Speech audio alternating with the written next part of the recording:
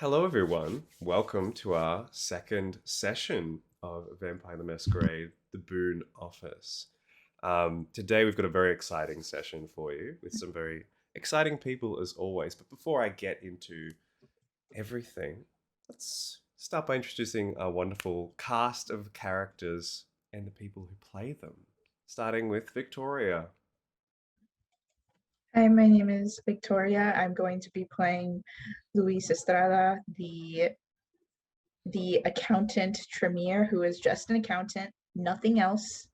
They're just an accountant. They're boring. They're in a boring accountant. That's all they do. That's it. Mhm. Hi, I'm Serena Montgomery, and I am playing our first half of the Ventrues of our wonderful office space, Sunrise. And I don't know what to call her position, just everything else. I think that is what Sunrise, that's her position. Everything else. Hi guys, my name is Aaron Music Productions. I will be playing Jeremy Hayes, the other half of the venture. Jeremy, man, he's the intern. He is not very competent, but he is a bit of a guy who likes to dance. We'll put it that way. We'll see if that continues. Hi, I'm Kat Smith. I'm playing Imogene Grady, the Bana Hakim Human Resource Officer. Don't know what really goes on in her office unless you walk in. So, there you go. Love it. And I am Ethan, the storyteller of this game and all these wonderful people. Today we have an interesting session ahead, but named Blood Drive. If any of you are familiar with what a blood drive is, it is essentially a gathering of people who get together to organize the donation of blood towards worthy causes or causes that are needing of such. And in this particular case, we'll see what those worthy or needy causes are. So we sort of begin our session observing the setting sun of New York. As last time we had a look at the daytime life of New York, now we see the edge of it.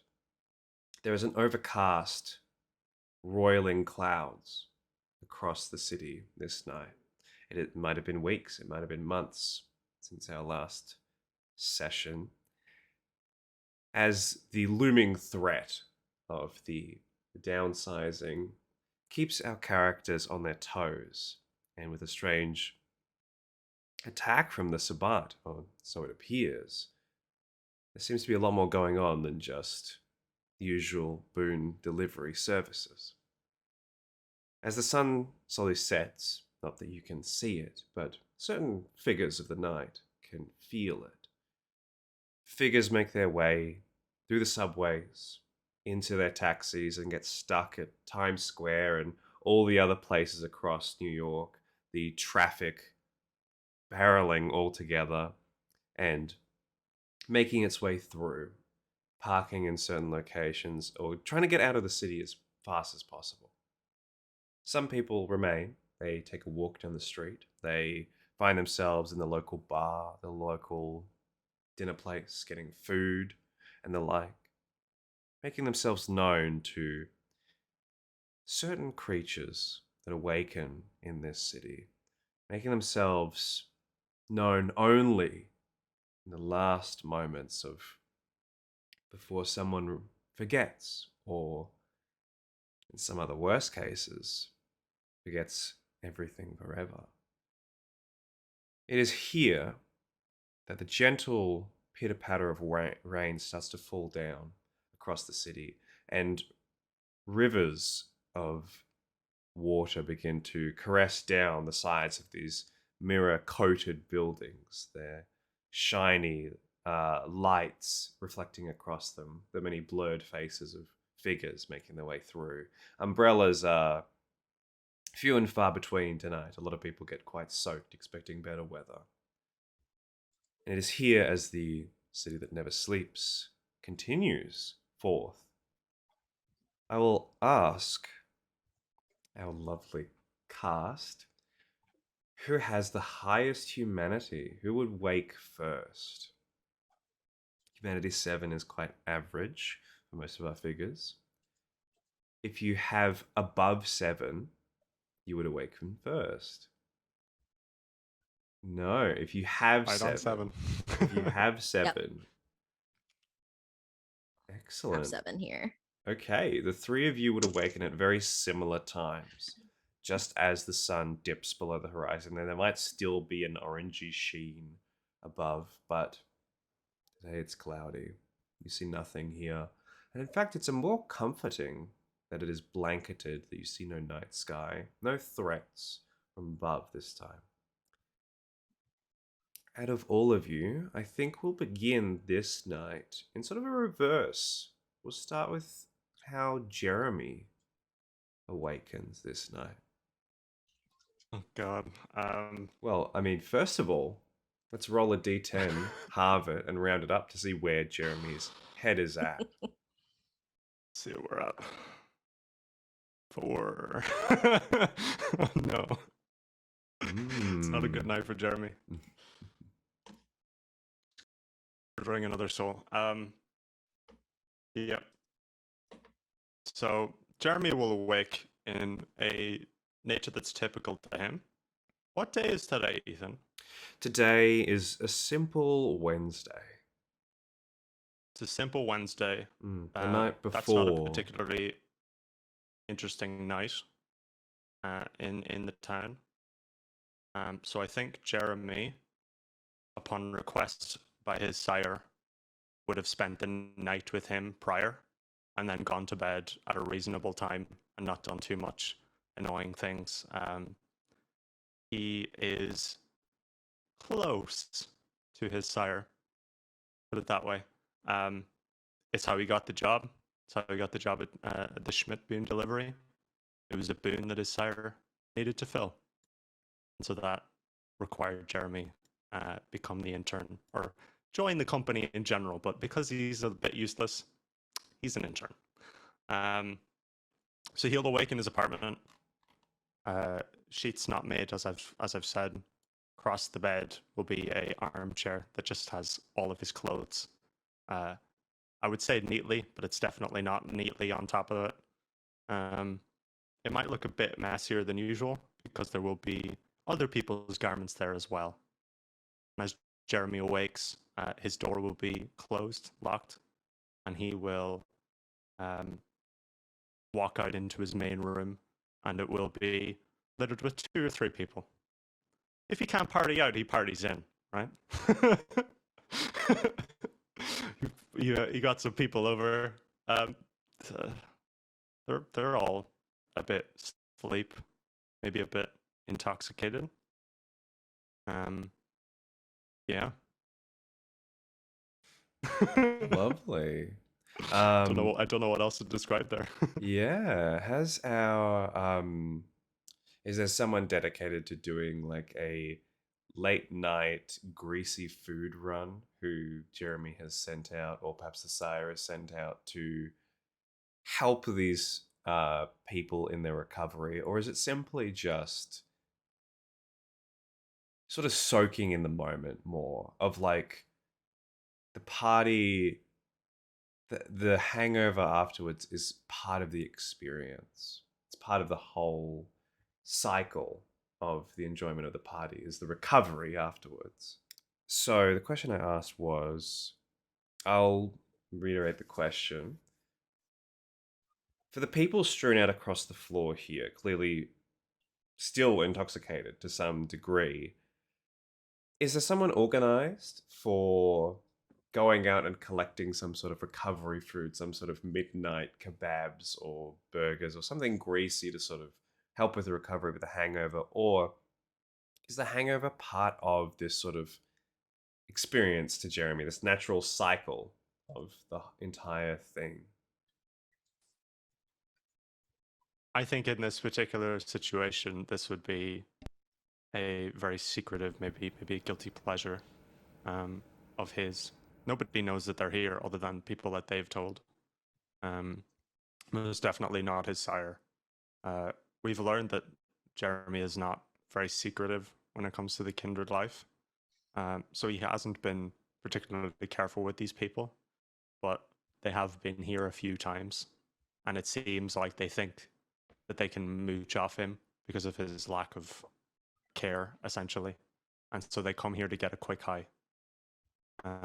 Maybe less quick in the world of the mortals, but for Jeremy, that high comes and goes immediately. He lives in the moment, whereas they seem to like the lavish luxury that they've seemed to mooched off of him. So no, there wouldn't be. They'd just be lying there on his like extravagant couch, maybe an expensive coffee table and a big furry rug. They'd just be lying there. And Jeremy would have to be like, okay, and then just leave. That's kind of the way he deals with these people. Yeah. It is. Yeah. It is at this point that Jeremy receives a message on his phone or perhaps an email through the computer or the like. But before I tell you what's on that particular message from none other than Mr. Danny Schmidt, let's have Sunrise. Let's describe how Sunrise awakens and in what state, first of all, by rolling a d10. Yes. Roll that d10. All right. So it's half rounded up, so it would be 3. 3 hunger. Yeah. Just a little bit over the usual controllable state, perhaps slightly agitated, but still able to retain a good amount of control. I don't think there's anything out of the norm tonight with 3 hunger. For Sunrise, just waking up, pushing against that hidden wall, letting the DIY coffin come out of the loft bed. And then it's just immediately texting her book club, because after work today she'll eat, see who's bringing the Pinot this time. And yeah, I don't think there's anything out of the ordinary tonight for Sunrise.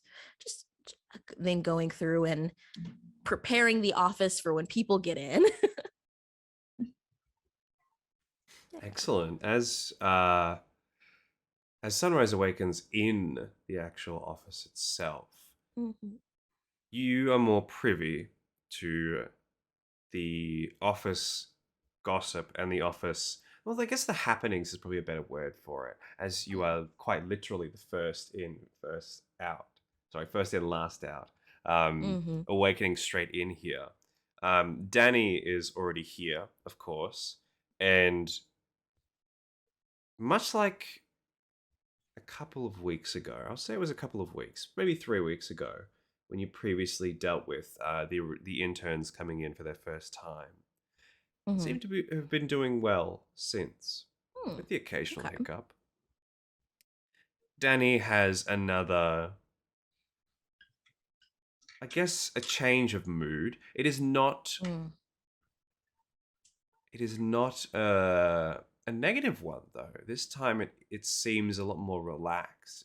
Danny has this sort of sway about him that he moves through the office like he's confident about something, that he knows something, perhaps. Yeah, I'll try to see. I'll try to get a glimpse of what that could be. Be like, oh, Danny, did you? I mean, you're glowing. What's going on? Thank you. Good morning. Good night. Good morning. Good night. Yeah, I understand. Yes, I've just had some good news that I'll be sharing with everyone in the office today, which will be quite exciting. And also, I'm just topped to the brim. I'm just feeling excellent tonight. With everything going on, I've been hearing so much good things about the talk about the Schmidt Boon delivery service. And this just is everything we could have ever wanted, I think. Oh, okay. I'm happy to. I'm excited once everyone gets here. That I'm excited to see what the news will be. Uh, so don't mind me. I'm just gonna that paperwork that you gave us last night. I'll make sure that goes in the proper filings. You don't worry about a thing. I can always count on you, Sunrise. I can You always absolutely can. count on Mhm. you. I'm gonna go get sorted for this particular Mhm. meeting that we're having. I'm quite excited for it. Please, Yes. see all the interns in, and I'll send out a message to make sure that everyone gets here post haste. Absolutely. And I'm texting furiously because now I want to know what's going on, but I'm not in a position to demand that Danny tell me. So I'm double texting some people. Anyone in Like, particular? Any of our characters here, or any of our uh interns? I think I'm triple texting all the interns to get to the office. I will double text I will double text Louise, Imogen, and Jeremy, but it's not a like hurry up and get here. The first one is the first one is like, hey, good morning, good night. Hope you're doing well. You're beautiful. I hope the night gets you well. And then the second one's please hurry to the office. Danny has news and I'm literally dying. And then I'll take out my pager and like text the code to Imogen. Beeper. Excellent. As these messages send through, Danny is sending their own messages through. A lot of, even though technology is not supposed to be used, technology has been rampant use in this office this night. And who's going to tell? Who's going to tell?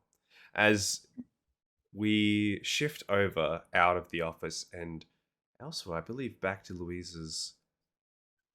Um, it Penthouse. was quite a lavish estate, wasn't it? It's a In the description, I penthouse, remember. yes. Yes, please, if you would describe how Louise um, awakens this night and what the lavish estate looks like to us.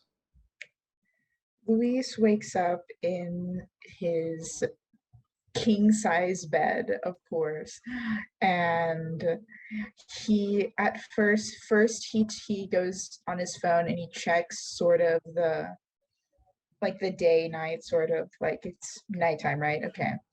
And then he has this remote like controller, and with a press of the button sort of the windows like curtains, but they're like sort of like automated, kind of pull back. And he's probably getting ready, like first he puts on like, a very like a silk robe, or he's rich. um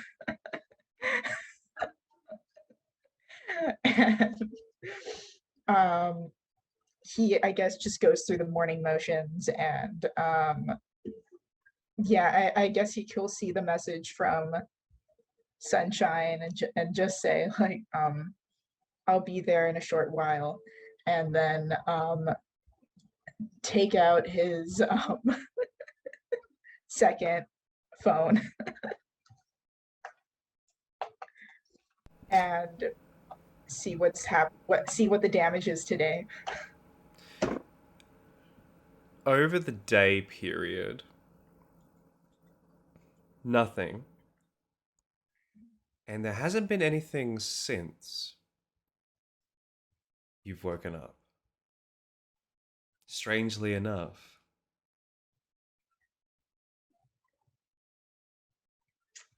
Well, maybe he's finally doing his job and ignoring me.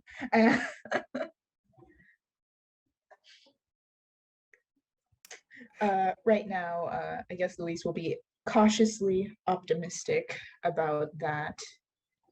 And but before he goes to work, he gets the money he made from the previous night, and with like a little personal money counter like they use in the banks, but it's tinier. And yeah, he begins to sort that out. while he'll probably look for something to eat in his. I imagine it's a visceral response to the phone dinging multiple times very quickly before realizing that it isn't your private one, but it is your business phone that is going off quite a bit this morning. You get probably what looks like Sunrise's good morning, good night, and then Danny's good morning, good night, and then Sunrise's get to the office, and then Danny's get to the office. Very quick succession this night, one after the other. But and as I was just going, I don't know why I decided it was a good idea to give Danny my number, but it is what it is now. And after he's done all that, he'll go take his Uber XL to the to the office. Have tinted windows, like a little mini fridge with like water bottles and stuff. Like, oh, lavish. Someone's getting paid well for the things that they do, as they should. And finally, we shift over from this lavish place over to Imogen Grady. Let's describe what, well, first of all, rolling a d10, halving and rounding up to see where your hunger is at, Imogen. And then, yeah, describing what the state is of what's the place where we wake up in, what mood are we in. I got a 4, so then 2. That's right. Starting with 2 hunger at a very, something I think that we're getting used to with Imaging is the cool, calm, collected nature of them. The Banu Hakim clan are tested by a lot of things. Their recent joining of the Camarilla, the very bane of their blood being tested, their willpower constantly on the verge. And Imogen, you are a excellent example of how the Banu Hakim should hold themselves at all times. How does Imogen awaken and where this night? She wakes up on the floor of her laboratory again. With a microphone not too far away because she was screaming in her soundproof laboratory. Singing, screaming. So she wakes up to the sound of whatever music she decided to sing to at that time, just constantly playing in the background. She's like, oops, this shuts it off. Some sort of blaring Astute spirit box. Would it be sort of modern metal? Yeah, or it would is it be modern metal. Oh, No, it's fantastic. modern metal. Just as it's ramping up into the chorus, you can hear the back of the throat really being strained as the woman's voice behind it reaches up and is about to hit the chorus, and that's when click, the music is turned off in this particular moment. Yes. At this moment in time, probably her beeper goes off and she looks and it's sunshine. She's like, I'll go to the office now. And she goes and gets dressed in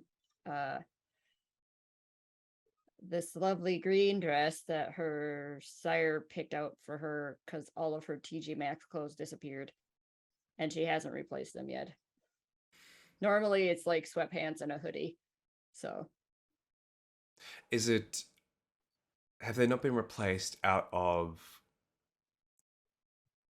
I want to ask, is it fear or is it funds or is it something else? It's not funds, it's just laziness.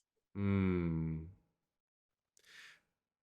such a busy profession, in such a busy city, sometimes some things have to be sacrificed in order to keep yourself alive, I'll say, in one form or another.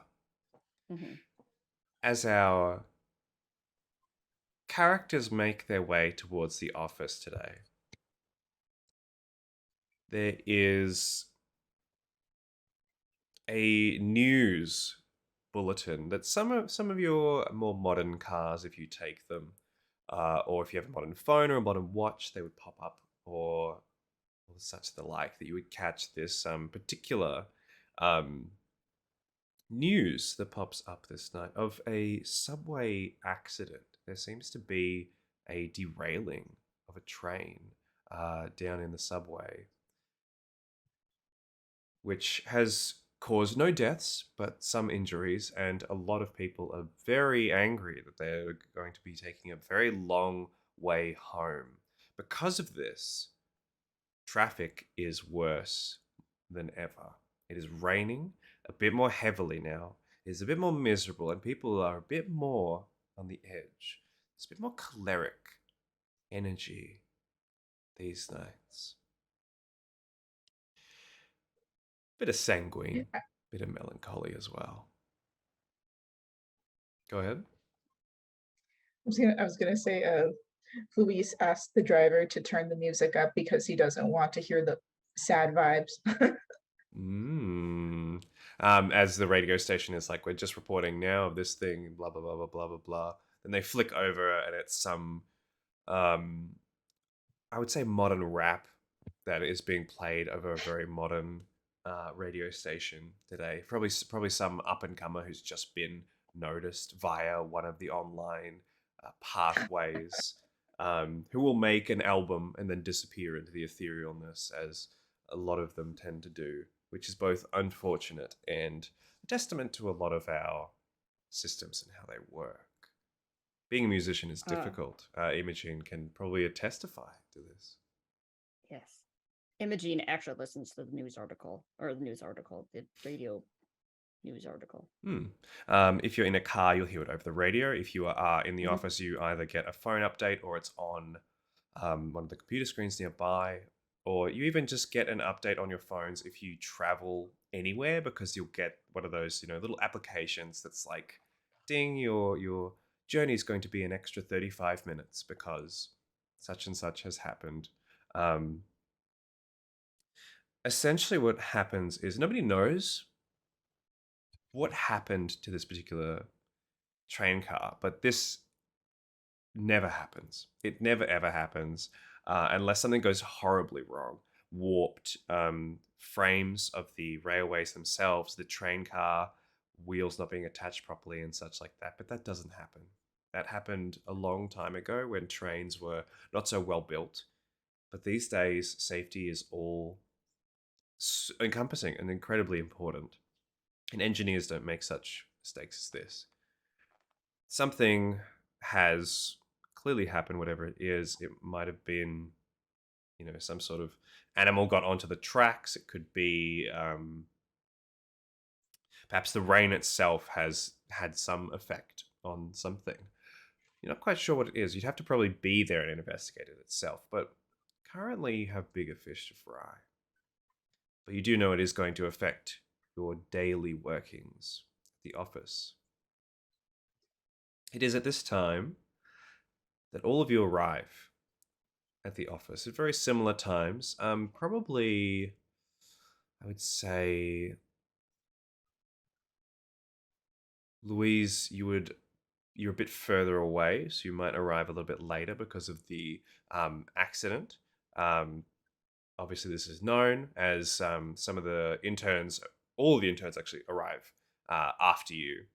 So you find yourselves here at approximately the same time. Some of you standing around the blood cooler, enjoying some refreshments.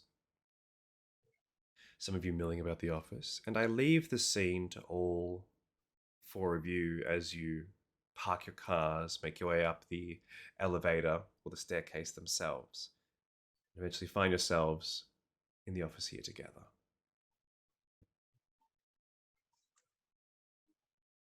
So what is it this time again? Sorry, Serena, I think you're muted in Zoom. It was bound to happen. It's like I will say, answering the question is like, I don't know. I didn't push. But because you know how Danny feels sometimes when he repeats himself. So I have no idea what's happening. And the fact that everyone's not here so that I can know, I want to say literally, but the proper term, I guess, is figuratively. I am figuratively dying every second that I don't know. So Oh I have yeah, no something idea. happened. There was like a car train thing. I don't know, a dog jumped in Oh, front did of it. someone jump? Something. Oh, that always. I Mhm, mean, it's that time of the year. Someone always says terrible shame, thoughts and mhm, prayers. mhm. Um. But at this point, they should have a system.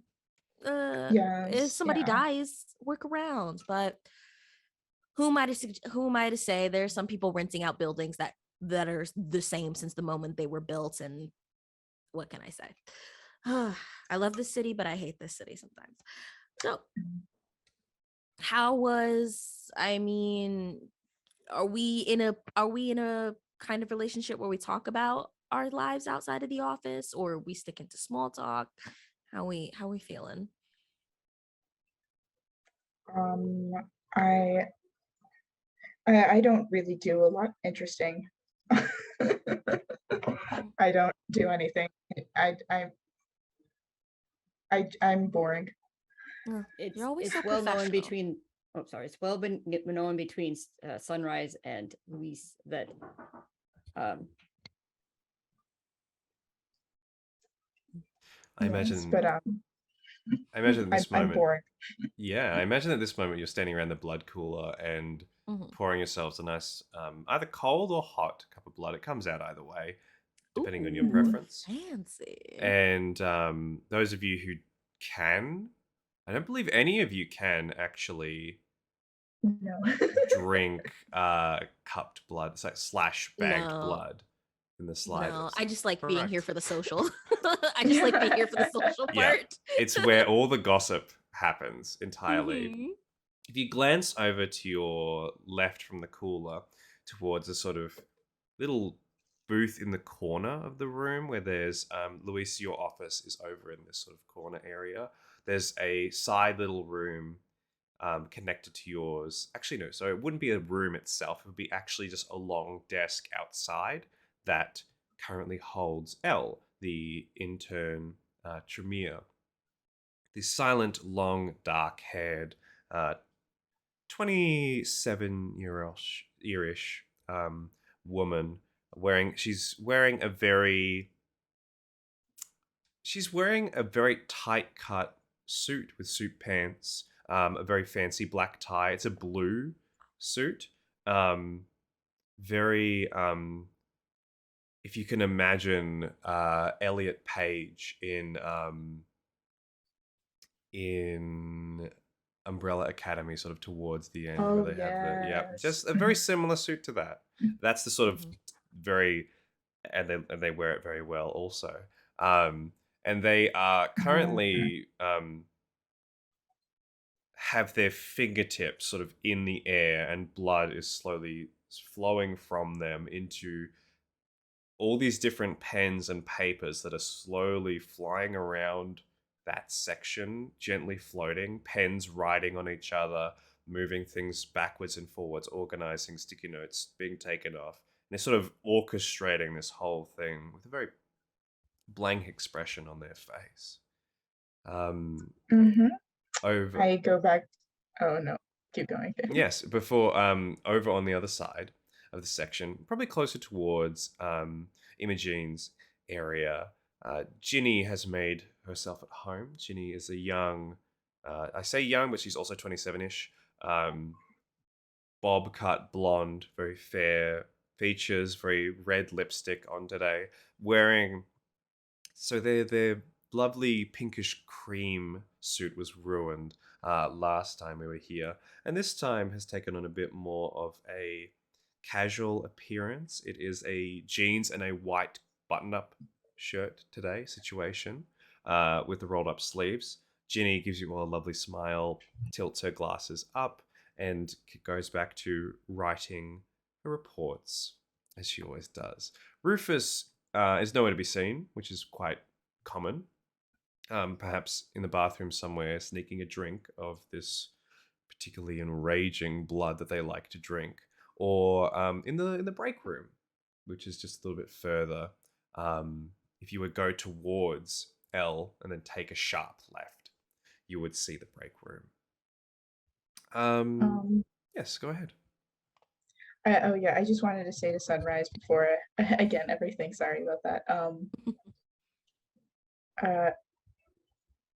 Uh, Luis is going to say, yes, I apologize for not being more open about my uh private life. It's just a little complicated right now, but um, if you ever want to, if you ever need a place to stay, I have a lot of room though.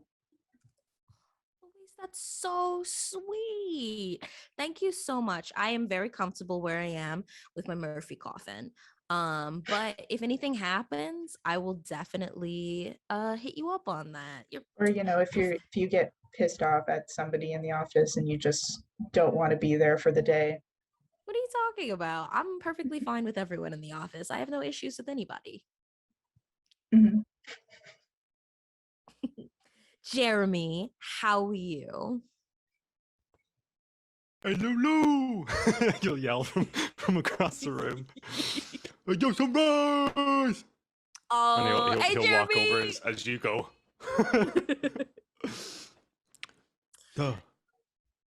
Oh, I was just wondering how you were doing. Are you adjusting well? I'm like Yeah, freaking, I'm rad, bro. Like freaking rad. That's amazing. I know you probably have a lot of opportunities elsewhere within the Ivory Tower, but how you handled that whole Zemitzi situation with, I mean, some killer moves, I would definitely think, especially after we saved the office from the whole downsizing incident, I think you would have a wonderful place here. The innovation that you brought was just, I mean, I never would have thought to have a dance off with a whole clan of the dragon people. They're most of the ones I have not met are horribly stiff from what I hear. I freaking shredded that dance floor, bruh, and like, I totally know what downsizing means. You know? Absolutely. I have no doubt the intelligence that you possess, that you seem to just bring with this wonderful laid back it's brilliant. It's brilliant. That meaty guy totally like didn't know how to dance. He did I was not. like, you know, Kills it. I shredded, you know. Uh, My heart grows very emotional thinking about it. oh my He sort of God. like I tries just to put What on was a fake that last posh word a English word? accent. and I like move. It's like the I don't actually touch Louise's shoulder, but it's the gesture of like when you're going to put your hand on someone, but I never break that. Yeah. I never do that I never break that social boundary. It's just like he's sensitive too. Oh my God, he's like a whole package. Oh my gosh. Just Jeremy just walks up and hugs Lulu. Very uncomfortable. I freaking love you, bro. Like, no homo. Like he's just very like, am I Lulu? Am I? Ooh. I guess He when lets he go from wait, I'm not. I'm gonna say that when Jeremy hugs him, you could feel that it feels like very hard muscle. Oh, definitely what he likes. Anyways, you'll let go and he'll look towards Sunrise and he'll go. He's totally Oh my not God. comfortable hugging anyone but Lulu for some reason. That's very fair. You know. And turning to see if Imogen's at the blood cooler, seeing her in the dress.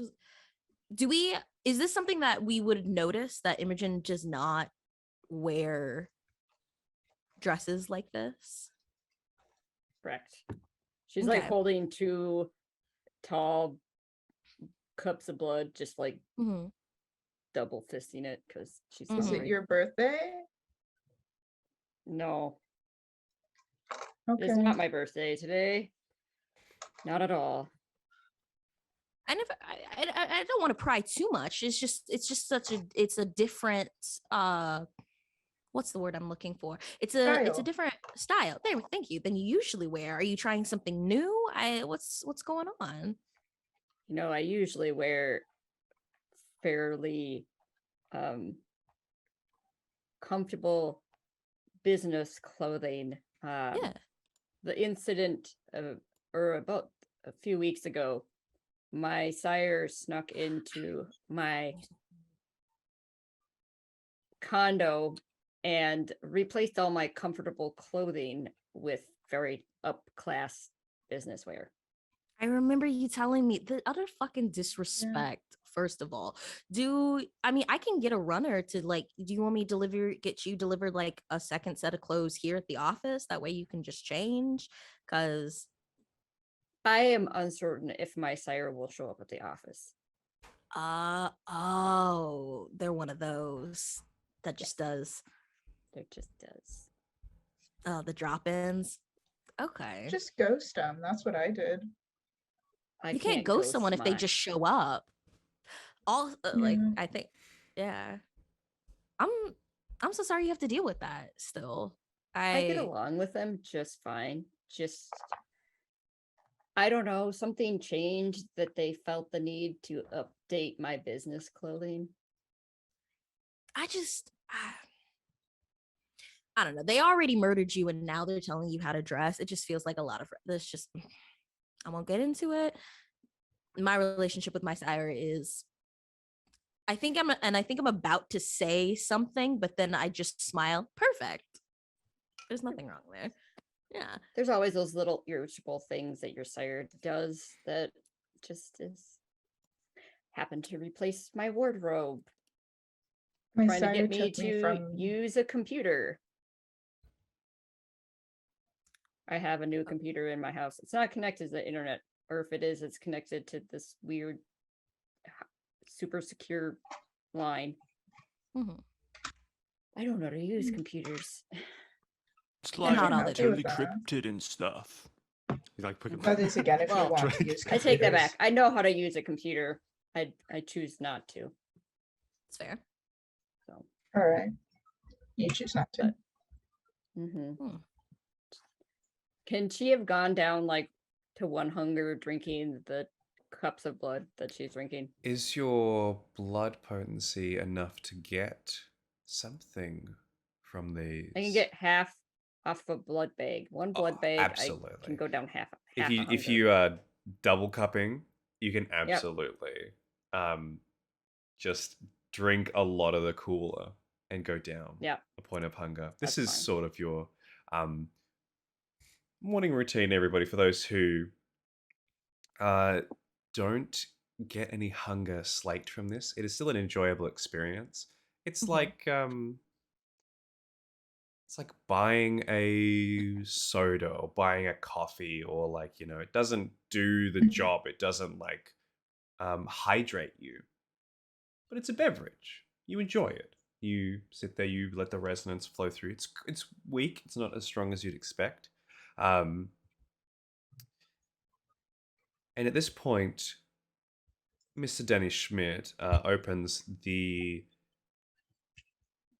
if you were to face the water cooler in this case, off to your right would be where you'd see L doing all those trivia magics, and off to your left is where the meeting room would be, and behind you would be the front desk and the entrance itself. As Danny, who is this sort of young 23-year-old, very scrawny, very gaunt, with blonde, sort of wavy hair, fair features, makes his way in. Today, he seems to be wearing a Hawaiian shirt and a pair of shorts, and of course, with some sandals. Opens up the meeting room office, beckons you all inside, and says, "All right, meeting time, everybody. Let's go. Meeting inside the meeting room. Come on." Danny! Start yelling at you. Is that a word? Danny! Anything keeps can be a repeating it. word. You get this, like, even though you're pretty much next to each other, because it's not very far between the blood cooler and the meeting room itself, get this hazy, like, over everything. As all these figures, you see Elle do this quick motion, and all the papers fold themselves neatly and into neat stacks. She licks each of her fingers and stands up, goes next to you, Louise, and continues inside after you. Ginny makes their way inside sort of last, and Rufus will enter halfway through the meeting at some point and sit towards the back. As you all sidle on in, take your seats, as they've now been organized in sort of this half circle, Danny goes to go in and goes, "Oh no, after you," lets no one inside, steps inside, and makes his way up to the front, pulling out this whiteboard marker and starts drawing, not drawing, but writing, I should say. The words blood drive, underlines it, Ugh. underlines it again, and then writes annual underneath. So the time has come, finally. It is time for our annual blood drive. The circulatory system is finally working in tandem with us properly. So now we get to do our part and donate, or at least get people who are willing to donate blood to such a worthy cause as the circulatory system. And it seems that there's a bit of a competition between some of the local Boon businesses going on here, and it might look quite good to us and our prince if we were to, I don't know, donate more blood than the rest of them. If you catch my drift. Mhm. Mhm. Excellent. And, well, this does coincide coincidentally with I haven't taken a sick day in about 12 years. No, that's longer than I've worked here. Well, technically true then, in that case, actually. 12 years I haven't taken a sick day. And so they've been piling up quite a bit. And so as of now, my vacation begins. And the rest of you are going to organize this blood drive and make sure it's all okay. So, best of luck. And I will see you at the end of the week. Danny just leaves, just walks out and goes out humming a tune as they do so, leaving all of you with just the words blood drive and the annual underneath. Well, this is Great. wonderful. All right. Okay, I'm back. Woo!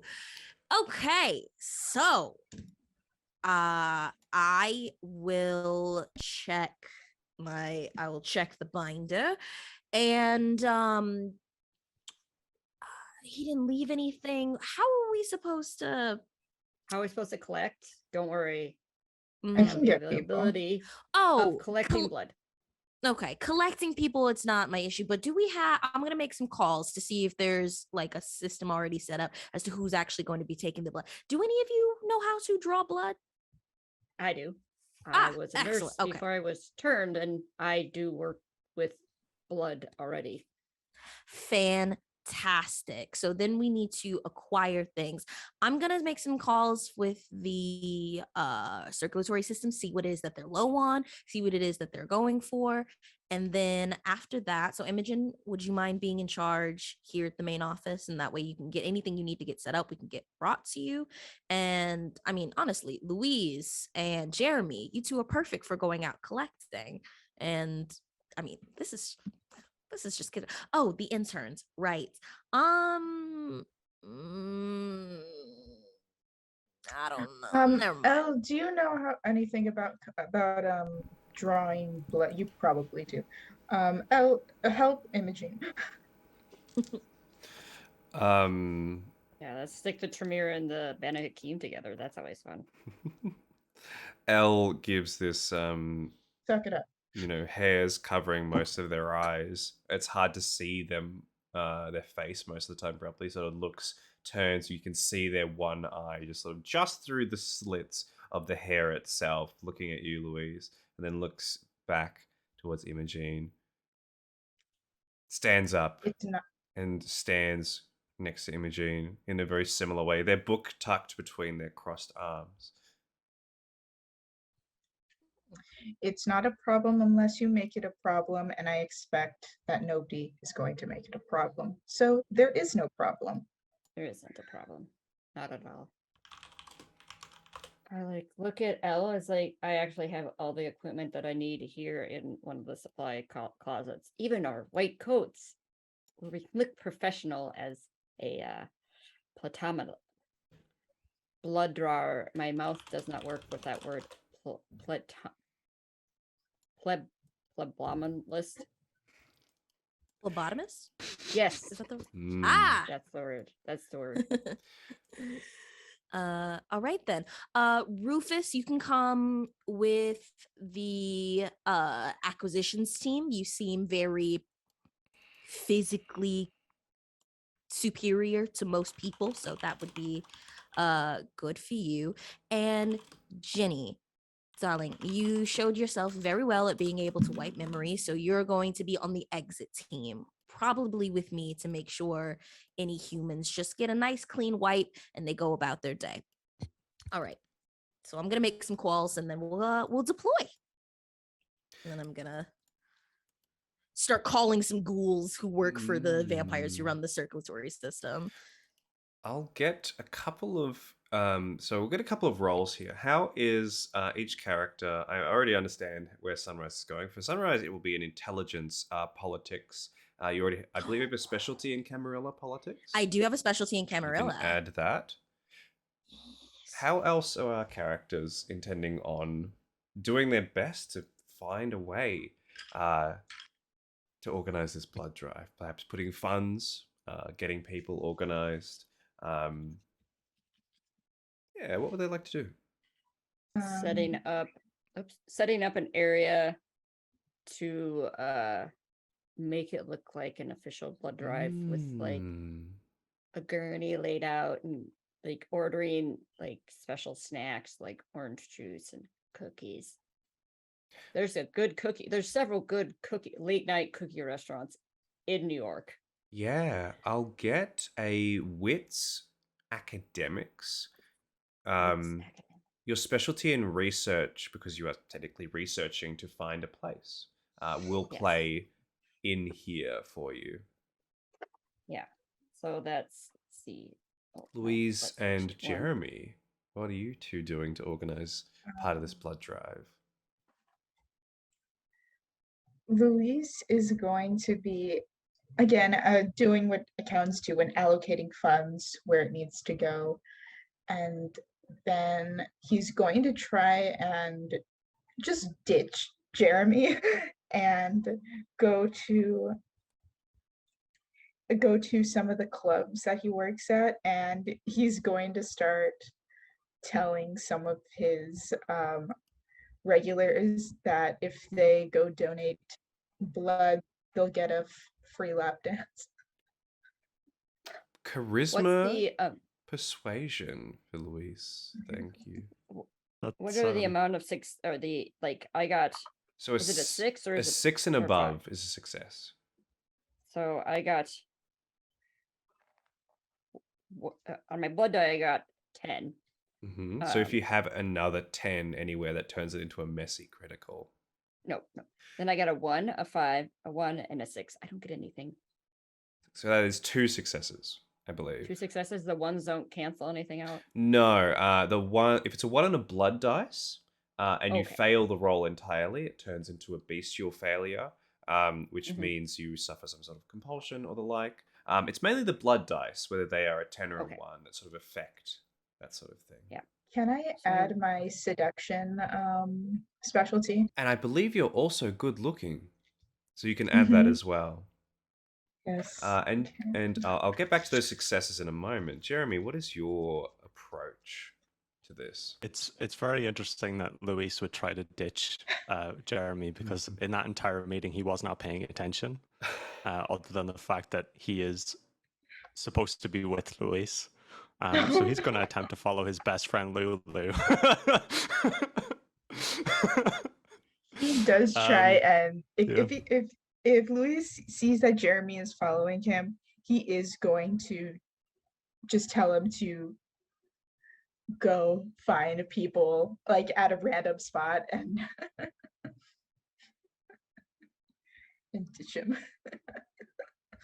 Like, freaking, where do I go, bruh? You're at the local university. You know frats. I went to community college. Go to the community college. Look Okay, for I can ask my freaking bros. Don't you worry. cool. Jeremy will go to a college. Yeah. Charisma and leadership from Jeremy. And you can add your Charisma looks. leadership. Charisma leadership. Can I have If my looks you're on that? Okay. if you're going for sort of the more like getting in on a party that's happening and then getting, everyone rallied around you, definitely leadership. Fuck yeah. Oh yeah. Those of you who are stunning can add those to your charisma rolls. And we'll start with the successes with Imogene. Now, you did research to look for a place with 2 successes.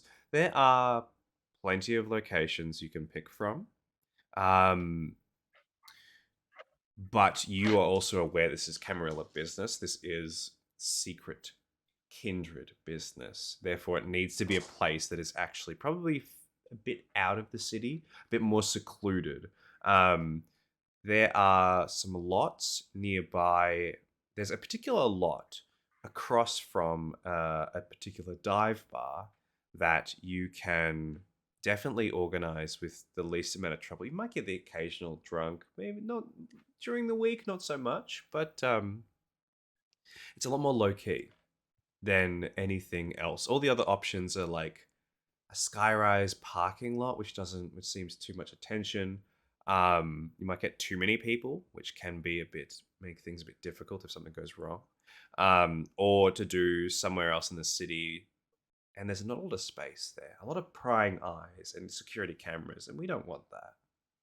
So you find this particular sort of like a empty parking lot that doesn't have the paint that they've used to create those sections where you should park has all but washed away over the amount that it's been used and organized. And this time during the night, everyone's home, so it is empty. How many successes for Sunrise? So I did have to spend a willpower, but after I spent it, I got 5 total. 5 successes. With 5 successes, you have contacts in the circulatory system. I would say it is a particular Malkavian that is organizing particular things between. A lot of the circulatory system organization comes from Chicago itself. So, who is also a Malkavian who organizes it. So they generally keep quite close in Chicago with all the Malkavians. And hence they are your person to talk to. They say that they will be organizing with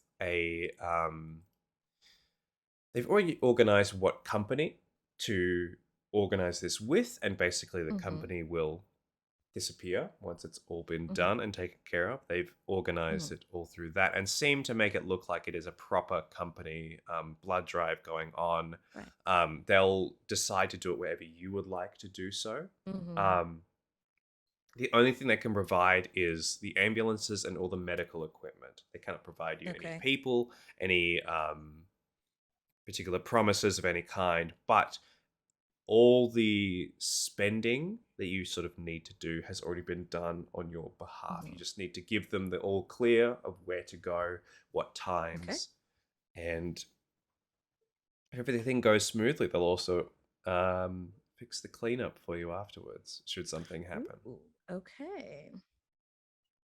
Depending on how severe, of course.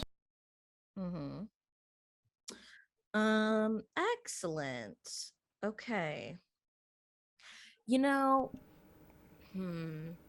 I'm gonna ask. Okay, so after I get that done, I will keep Imogen mostly updated. So once she gets the location where she wants to go, we'll have all that sent to her. And I'm gonna talk to Rufus because he doesn't talk much, and I think we're gonna need someone to see if he has any particular skills in hunting people or tracking particular blood types. Since he has a taste for special blood, I wonder if he knows where to find it. Speaking of taste for special blood, I forgot to mention as well, the more Hmm. varied the Mm-hmm. resonances you can collect, Mm-hmm. the higher esteem you will gather. So it is a Okay. variety of all the different types of things. Mm-hmm. So choleric, being more angry, violent, bullying, passionate. The melancholy, sad, scared, intellectual, depressed, or grounded. Phlegmatic, lazy, apathetic, calm, controlling, sentimental. And sanguine, horny, happy, addicted, active, flighty, and enthusiastic. All the Mm-hmm. Well, I got different. sanguine down. There is a lot of choleric energy this night as well, with the Mm-hmm. accident and a lot of people getting angry at the taking forever to get anywhere this Yeah. night. However, melancholy and phlegmatic might be a bit more difficult to come across. Okay. So there is a challenge for you to collect those resonances as best you can. An extra points if you can get a Disgracia or Disgracias, however you Okay. pronounce that. It's a very strong resonance which carries particular abilities with it and is particularly delectable amongst kindred kind. Now, Mm-hmm. Luis, your how many successes? I got 5. 5 successes. Wonderful. Um, Going to all these particular clubs who already probably have a stack. Also bars and such as well that already have stacks of cards for where you work. Have all the things organized. People know who Louise is, or whatever pseudonym they go under. Do we have a pseudonym Mhm. for Louise? Yes, A mask? it's Sangria. Mm. Everybody knows who you are, or at least who you pretend to be. And quickly gathering up quite a few people who are like, free lap dance. I mean, how could you say no? Just a bit of blood. We're doing good and we're getting good things out of it. It's win-win.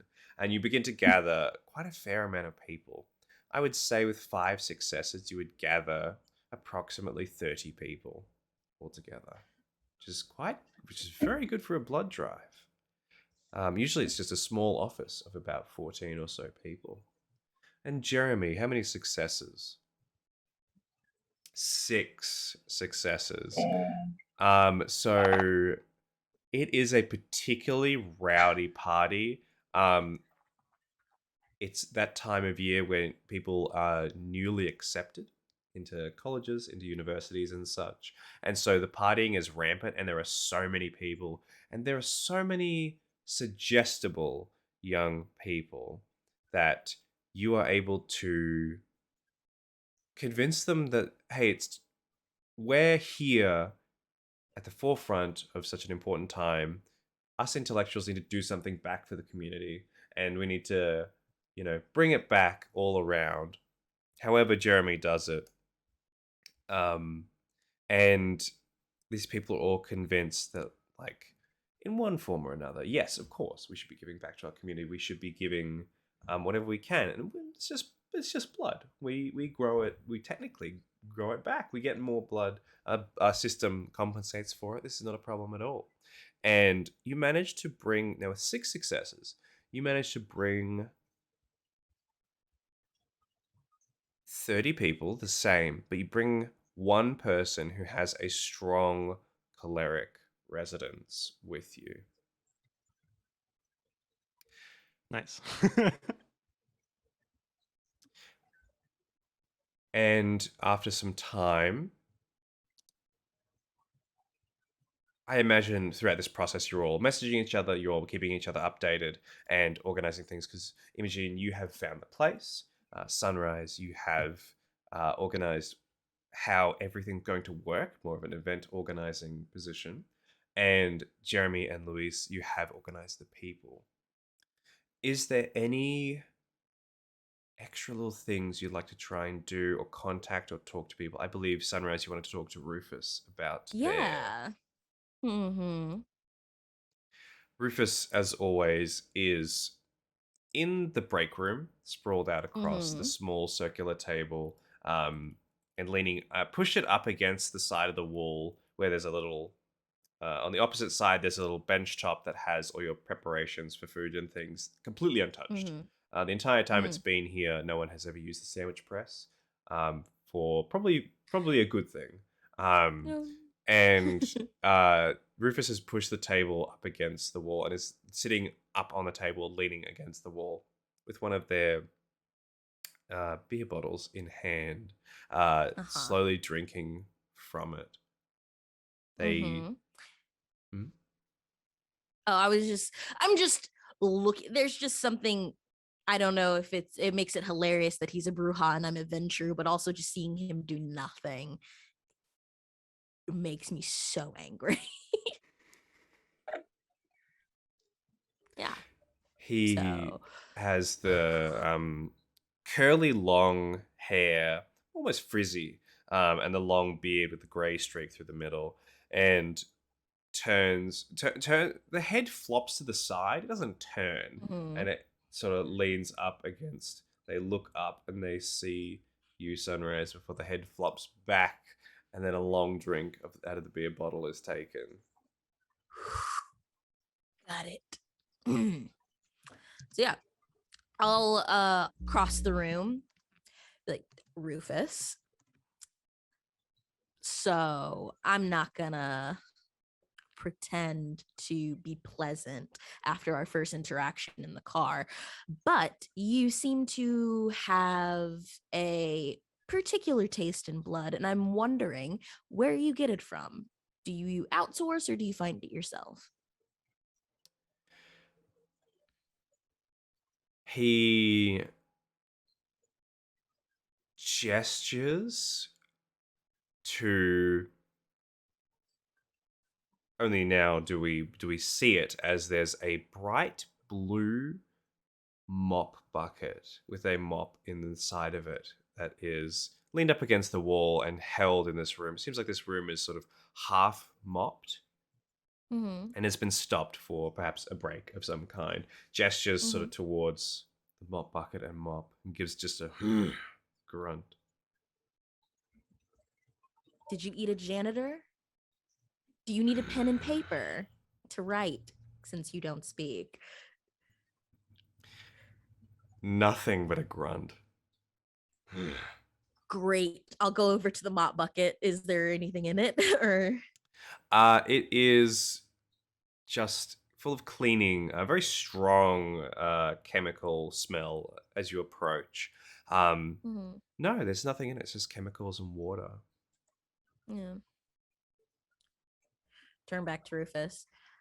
Look, the faster you give me the information I want, the faster I'll leave you alone. So there's just needs to be some sort of cooperation. You clearly are not happy to be here. And, I'm tolerating. So I just need a bit of help from you. He sits up ever so slightly, gives a and gestures towards the mop bucket again. I'll push it over to him. This is playing charades with no help. Yeah, he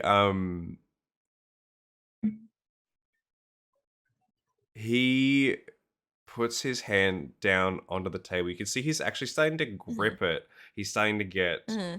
and his fingers are starting to shake as he grunts again with a lot more of a growl to it this time. But as he does so, And sort of starts to lean forward a little bit. The door opens, and this sort of dad bod-esque janitor Ooh. steps in and says, "Oh, sorry, I forgot this." Makes their way over and picks up the mop and the mop bucket in one hand and says, "Have a good day," um, and turns around to leave. Yeah, I'll turn over to Rufus. Is that your supplier? Okay, thank you, Rufus. God, wait, janitor. As the janitors, they step outside into the other sort of wider section Mhm. where some private meetings take place, but also leads into sort of an exit and stuff. They stop, they put the mop bucket down, um, Mhm. take out a small handkerchief and start wiping their hands with it. Yes, Mhm. sorry. Sun, was it? Sunrise, but I Sunrise, my understand. I mean, apologies. that's fine. No need to apologize. I'm bothering you while you're doing your job. I was what Rufus has just informed me that you help him with his supply of special blood that he drinks, and I was wondering, is that a skill that you possess, or do you just have contacts that help you get above average blood? I'll have a discussion with Rufus about this later, but now that you're Oh, here, I suppose, I have my ways. And I oh, can, if he leans in a little bit closer to sort of lower his oh, voice, okay. Mm-hmm. if you can keep this just between the two of us, Mm-hmm. I can get you some. Okay. I mean, yes, that's exactly what I need. I just need, a couple of extra special things for the blood drive. Okay. You keep this between us, just us. Uh-huh. I can get you a single bag of it. Okay. I mean, I can keep it a secret. I'm very good at it. Excuse me. Sorry. Professionalism. Good.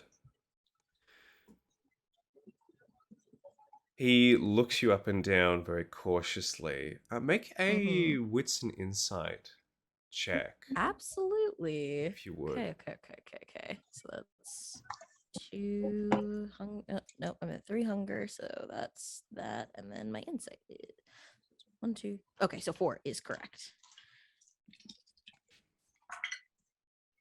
3 successes. 3 successes. There is a much like people who've been in an industry for a long time, there is a wizened age to this particular person. Mm-hmm. They look at you like the observance is someone who has been in a workplace for many years and it's like you just stepped in. It's like it's your first day. And Okay. doesn't seem to be, it's less judgmental, it's more observatory. It seems that's the Mm-hmm. way that they see you.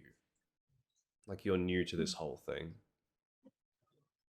They simply give a nod. Check your second drawer down on the left before the end of the night.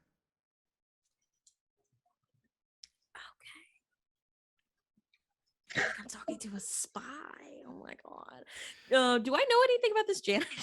Like this is actually my No, first time I think talking to this janitor. I'm just like, okay. no, the janitor is someone that nobody ever talks to. I mean, why would you? They're just here to clean the building. They're probably a ghoul of some kind, or.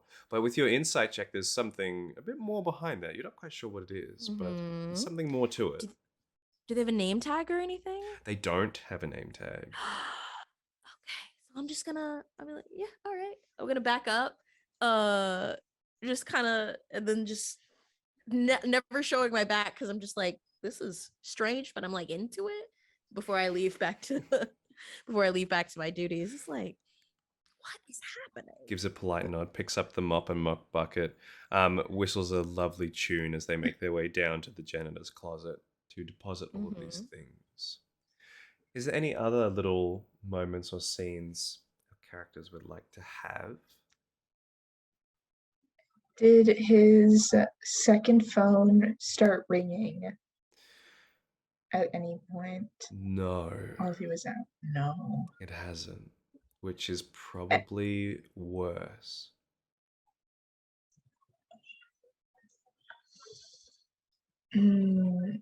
Okay. Not really, kind of wanting to figure out what's going on. He's going to very, like, just for the minute, just so he can figure out what's going on, unblock that number so he can read some of the messages. Interesting. It is actually. Why don't you tell me what those messages say? I don't know. Okay. I would say it is a long string of the way that someone goes through the stages of grief. There is bargaining, there is anger, there is acceptance, there is denial, and it keeps looping back into itself and flicking backwards and forwards. You get one that is a huge threat in all caps, you get one that is an apology, you get one that is I'll wake up the next night and you will just be here. Very something like that. Dang. It is unhinged, I think is the best way to put it. And then there has been nothing for a couple of days now.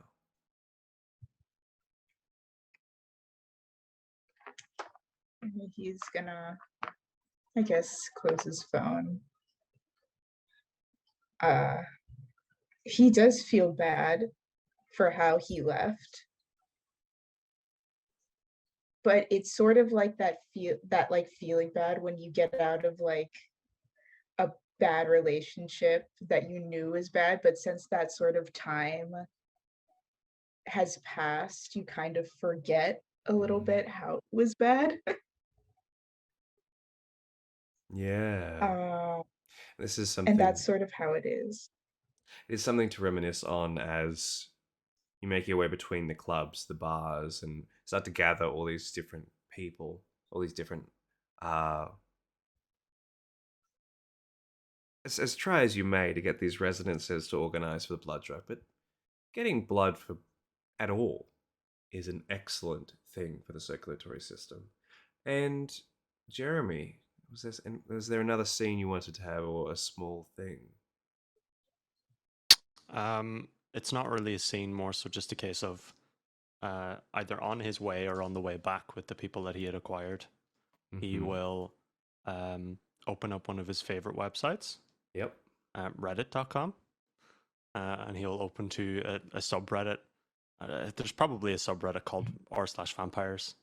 And he will start a post about the blood drive there, promising a free cookie to everyone that comes and donates blood. Excellent. Putting this up. I might get a check actually to see how well this does, because I think that's kind of fun. Let's get charisma technology.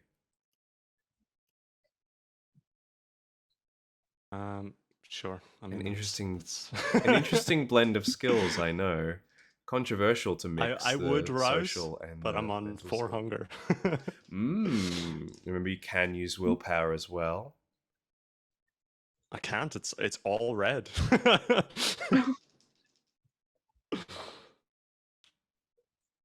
That's a 2 with a crit. Not a crit, but 110. Okay, 2 successes. You start to get a little bit of traction on Reddit.com of people interested in, frankly, free cookies. Who can turn down a free cookie after donating blood? It's a great way to get the blood back into your system and to keep yourself, not from fainting and such. And who doesn't love one, frankly? You start to gather a few people through that as well. So you might bump up your numbers by 10 people, I'd say. So you end up with 40. So far, we've got about a bit over 70 people coming to this blood drive, which is quite impressive, actually. And anyone who is interested in, the fact that this came up on r/vampires is there's sort of some talk, there's some chitter chatter amongst some people. And one of them is very particularly excited about meeting a potential vampire at a blood drive because, of course, where else would they be? Makes the most sense. And Imogene, is there any particular scenes or little things you'd like to have? She basically collecting the cookies for like she's like has who is it? Elle. She asks Elle, I'm like, I think we just make a phone call on the regular phone to make an order of cookies, right? I don't do this normally. And juice. Or is there like a thing that we're supposed to do? Because I don't do anything with other technology, like the cell phones that aren't supposed to be here that are here. It's like talking to a brick wall. Elle turns, looks at you with that one eye through the slit of the hair, and then just looks away. Does not move, does not speak, simply waits. It's very unnerving to examine.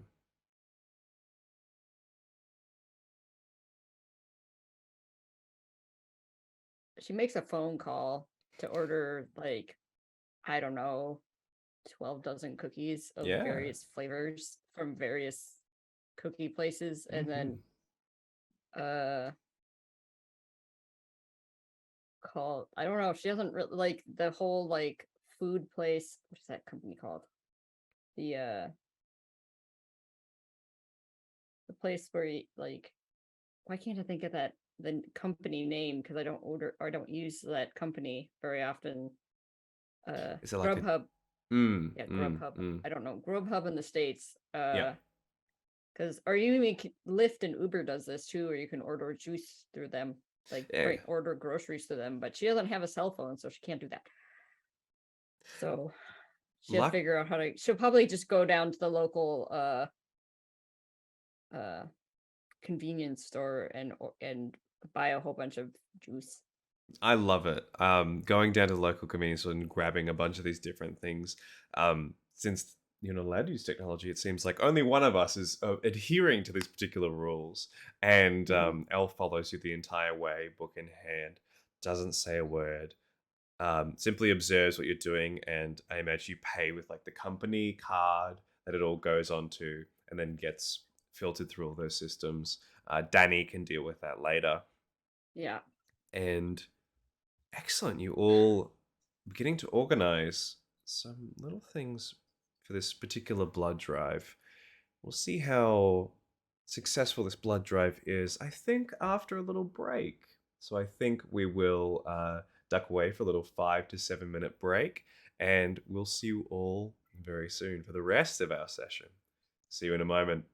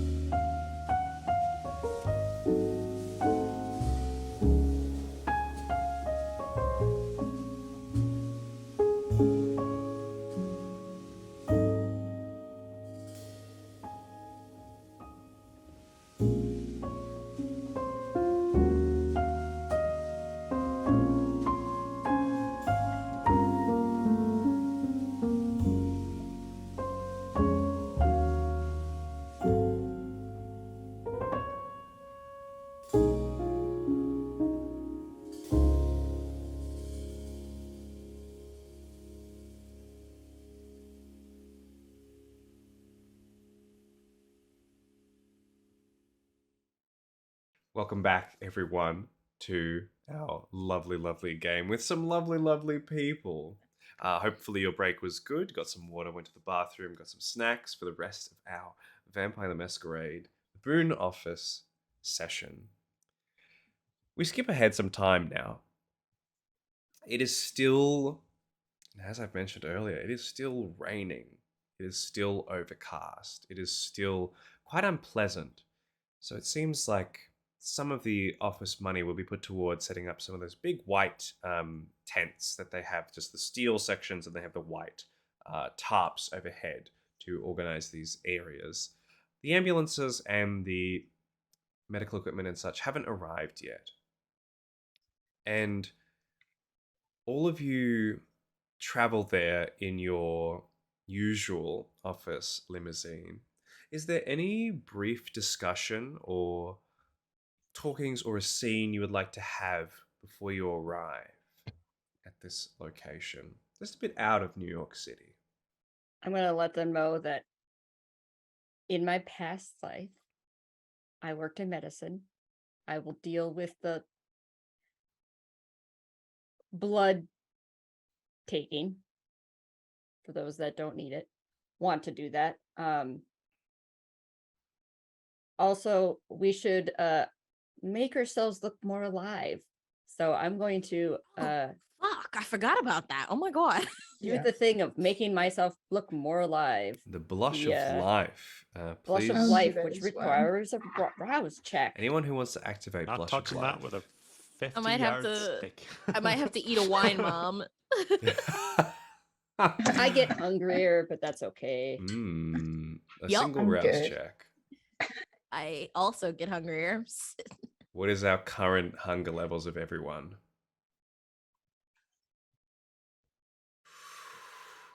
Ooh, some of us are very in control. Some of us are starting to feel that warm heat there. Again, it's like at the back of the spine, at the back of the skull. There's this warmth that sort of stretches its way out. It's like having, it's almost like the beast starts to lay itself around you and sort of wrap its embrace around your body from the spine back all the way around as its claws almost come out. And you feel it. It is bending those cage bars and reaching its hands out. It is ready to take what it wants. And it will. Eventually, it always does. As much as you can keep it in check. It is here, then, that our characters arrive at this particular lot. Just across from this bar, we can hear this sort of loud country music playing. There's yellowish lights coming off of it. Seems like a live band today. There are some people outside nearby their motorcycles. What you do notice is that there are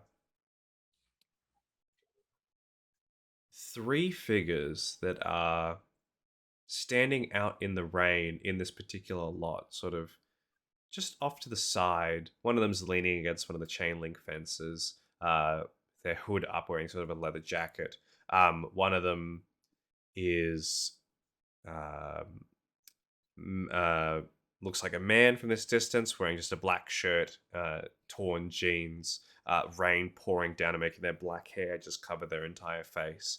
The other is a woman who has this red jacket and a sort of hood over it, tight jeans, and sort of big stomping work boots on as well, who are seem to be sort of discussing things amongst themselves out in the rain. The woman has no, the person in the hoodie who is not the woman has a cigarette on their side, doing their best to hide it and hold it away from the rain that's pouring down all around you. And I leave the scene to all 4 of you with what you would like to do in this scenario. Only 3 people? Only 3. After Guess- everything that Louise and what happens?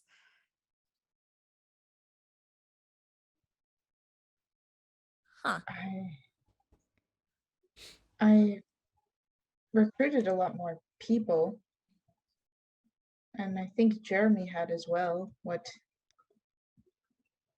going on? Okay. I don't know if I can I don't know if this is possible. But since we know the other Boon offices are also doing a blood drive, is there any way I can like do a quick scan of like social media and anything like that to see if there's anyone that might be fucking poaching our people? Make a intelligence or wits and technology, please. I'll go with intelligence. Hmm. I am going to need to eat someone eventually. I'll stop. You know what? I'm gonna stop by. I'm gonna stop by fucking store and pick up like a grocery store wine. Let's see. That's 4 from my hunger, 3 from my intelligence. Got it. Okay.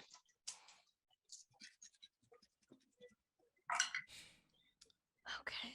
1, 2, 3, 4, 5.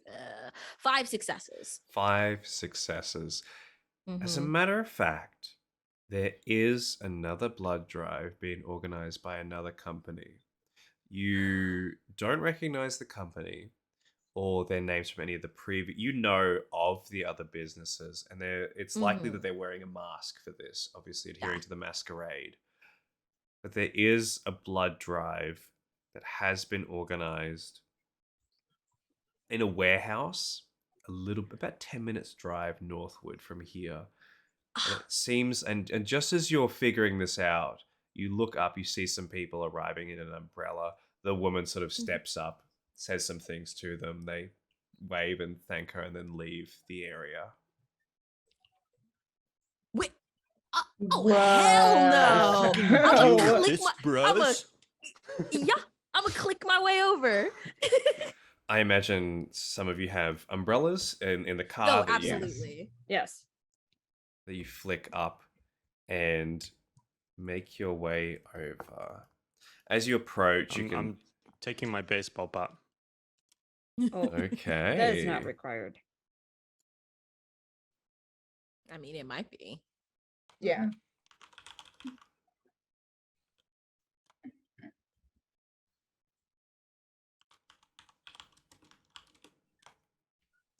I'll also walk over there. Hmm.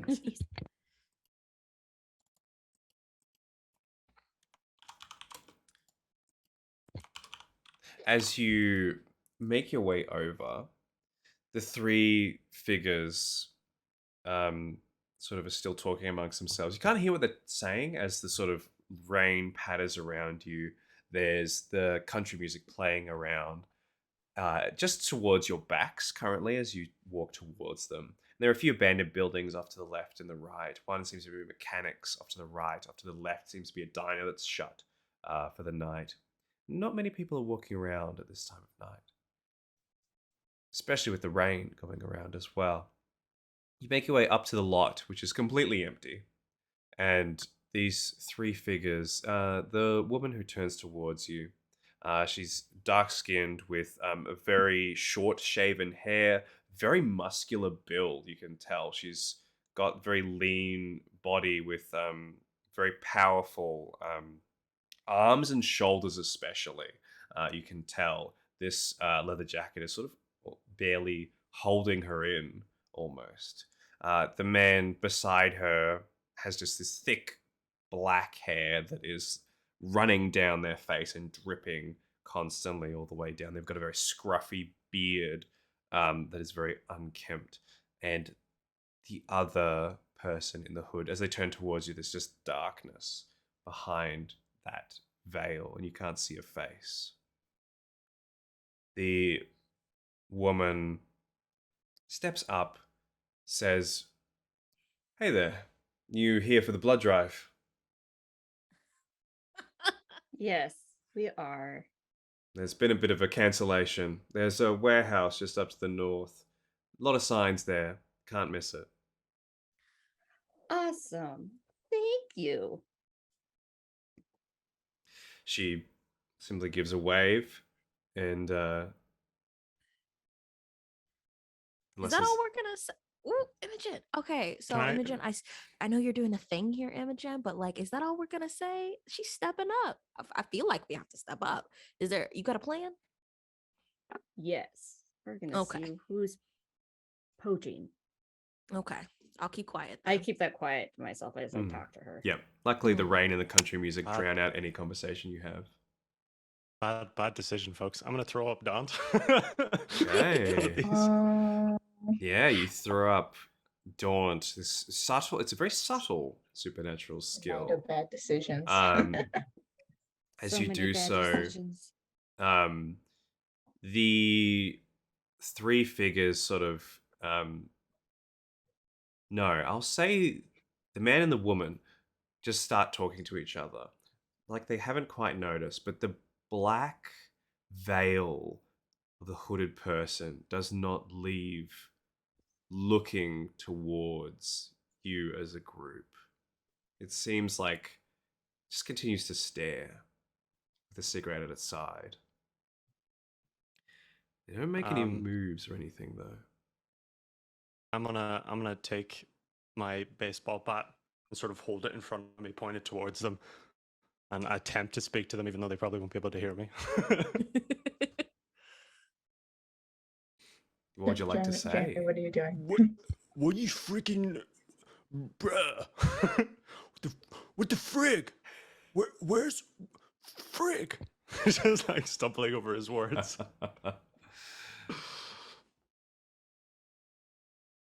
Let's have a manipulation intimidation. Sure. With Daunt active, you add your levels in presence to this as well. Specialty? Yes, no? Yes, you're being quite the bravado here in this moment. Showing a lot of bravery Pray for my roll. towards these three figures.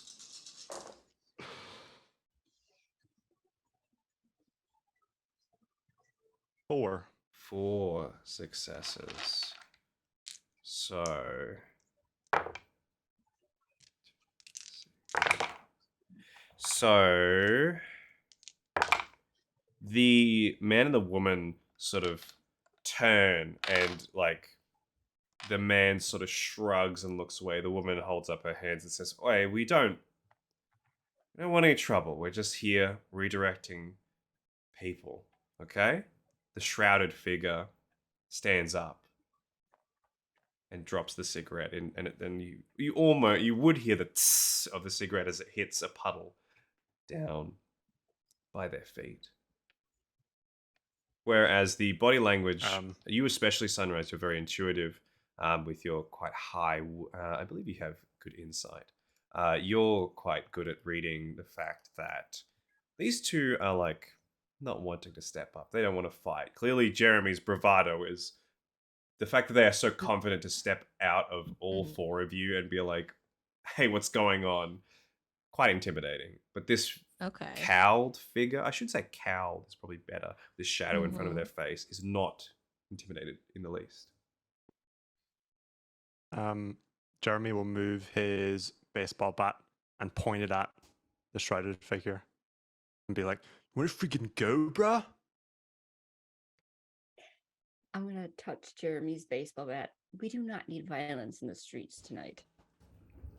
I'm going to grab a book. Keep talking. There's nothing else to say. Going to grab a book? Yeah, Grab this a is worrying, book. isn't it? Jeremy's just going to repeat the same thing again. This time, like trying to sound more intimidating as he does it. You want to freaking go, bruh? I'll freaking go. Yeah, and I know it's also, and I don't have the ability, but now that we're watching them, I do want to see, I want to watch them closely. Are they trying to see for non-human traits? Like, are they actively have that excess energy that we as humans just constantly are in motion, are just to see if these people are kindred or not, or if they, like us, have blush of life Oh, on. actually, I So- can see if they are with my electroception. Oh, holy shit. It's also an Yes. Auspex power too, I think. I think it's a protean Says- ability. Protein, sense the Protean. beast. Yeah, it is Protean, sense Protean. the beast, yeah. I always Mhm. get I don't confused. have that, so I have. Auspex, yeah, I don't have Protean either. Mhm. I Yeah, get confused with Eyes of the electroception. Serpent. The vampire detects electric fields generated by living beings and modern technology or machinery. This allows so them to fucking- see fields. Yeah. That's sick as fuck. Well, we're dealing with, So I if guess, there's- Batman over here. Batman. Dance Battle Batman. Doesn't sound Mhm. too bad. Dance So if Dance they're Battle Batman. humans, then they would have electric energy running through them. Yeah.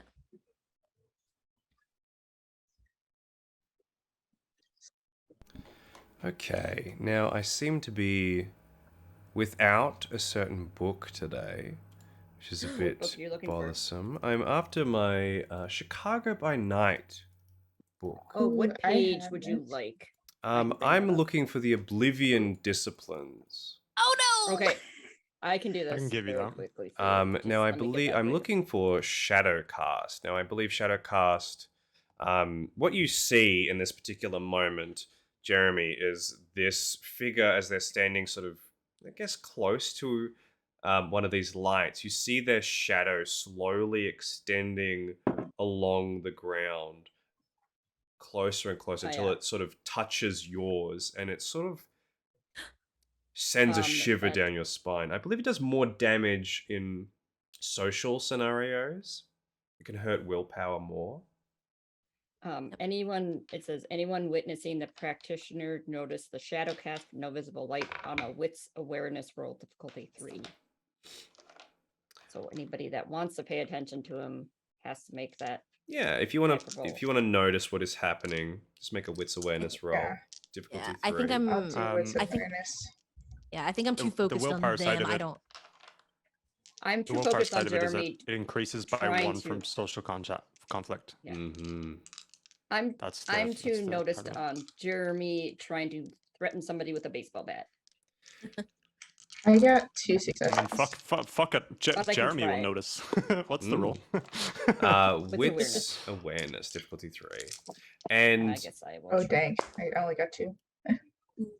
You have willpower, 1. remember? No, one. I only have like 2 dice. Oh, that's fair.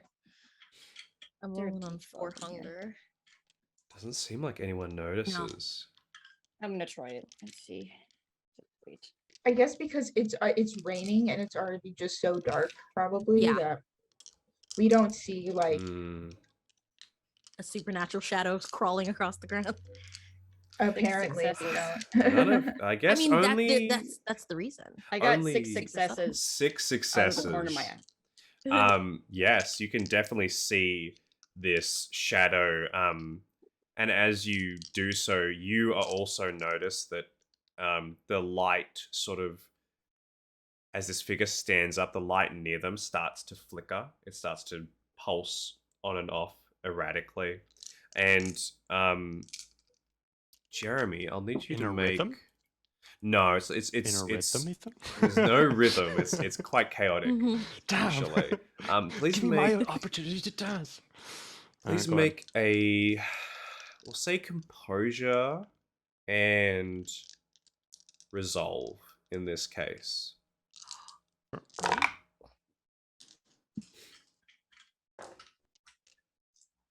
It is a 1 with a 1 on hunger dice. Okay, so that is a bestial failure. Mm-hmm. You are going to. Okay, so what happens here is the shadow stretches out from this character. We, the audience, see this, and it touches Jeremy's shadow. As it does so, there's this overwhelming. If you're a human, it would be like being winded. Like everything's taken out of you all at once, all together by touching something otherworldly. How much remaining willpower do you have? Like the total number or like One's superficial? like how much superficial damage have you taken from willpower? None.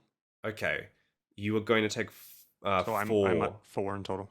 You're going to take 4 superficial willpower damage as Okay. this intensity. It's almost like they've taken your intimidating energy and have taken it to a supernatural degree further than Daunt, that one that strikes at the very soul of you.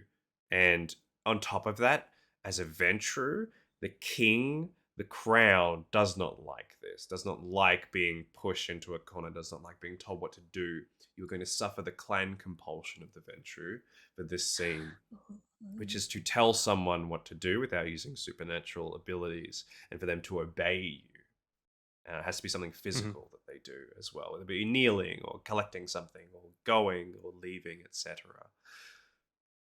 This is what happens. Am I also impaired?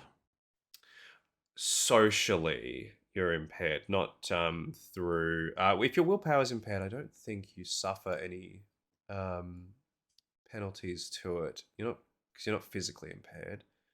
Allow me to double check that. Yeah, I thought it was the same as physical impairment, but with your social and mental stat. Yeah, I mean, let's go with that until I find the rule. Just somewhere near here. We'll say that that's the case until I find the actual rule itself. Oh no, here we go. Sustains enough damage to feel of either type or mix. They're impaired. Yes, you are impaired. Impaired characters lose 2 dice from all relevant pools: physical, health, social, and mental pools from impaired willpower. Okay. So -2 to my social and mental. That's right. Okay. So this is what happens.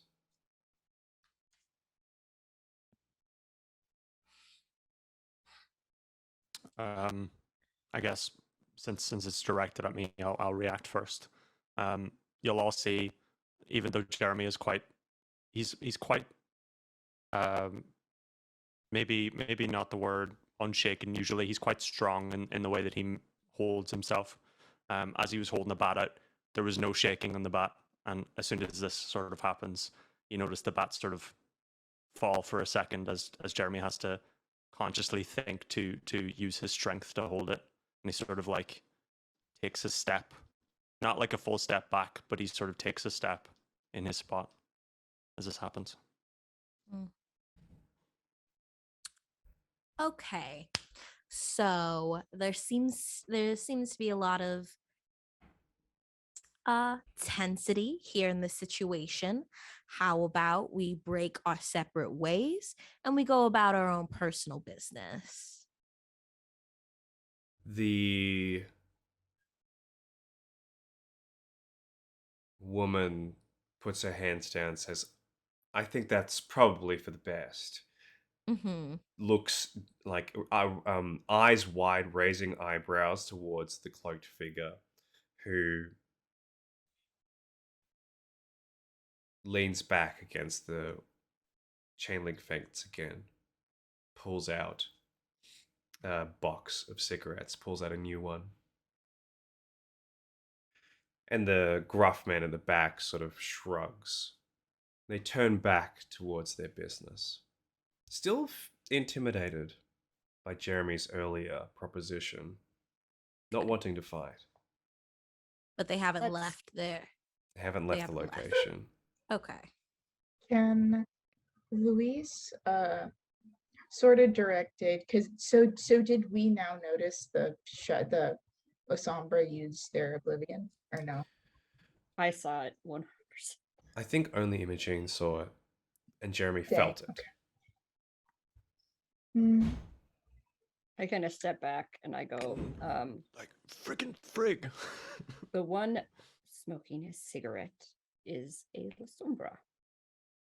Those fucking assholes. God damn it. Okay. So how do we Just Can because he's I some guess bra doesn't mean you have to hit on him. Luis, I guess, towards the La Sombra as a show of a little bit of intimidation. He's going to sort of like dance sort of the his electrical power between his hands to kind of sort of like as just a show of intimidation. This is why we should have held it at the office. Not Manipulation and intimidation, please. Okay.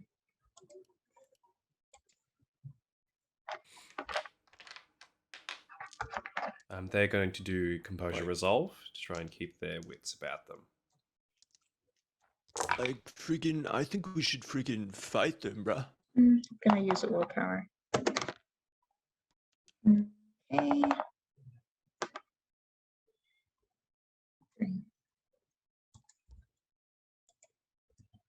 Oh, okay. They're not. They're just sort of like they're not necessarily doing it to be intimidating. They're just kind of like just to let you know. Hmm. I know your weakness, kind of thing.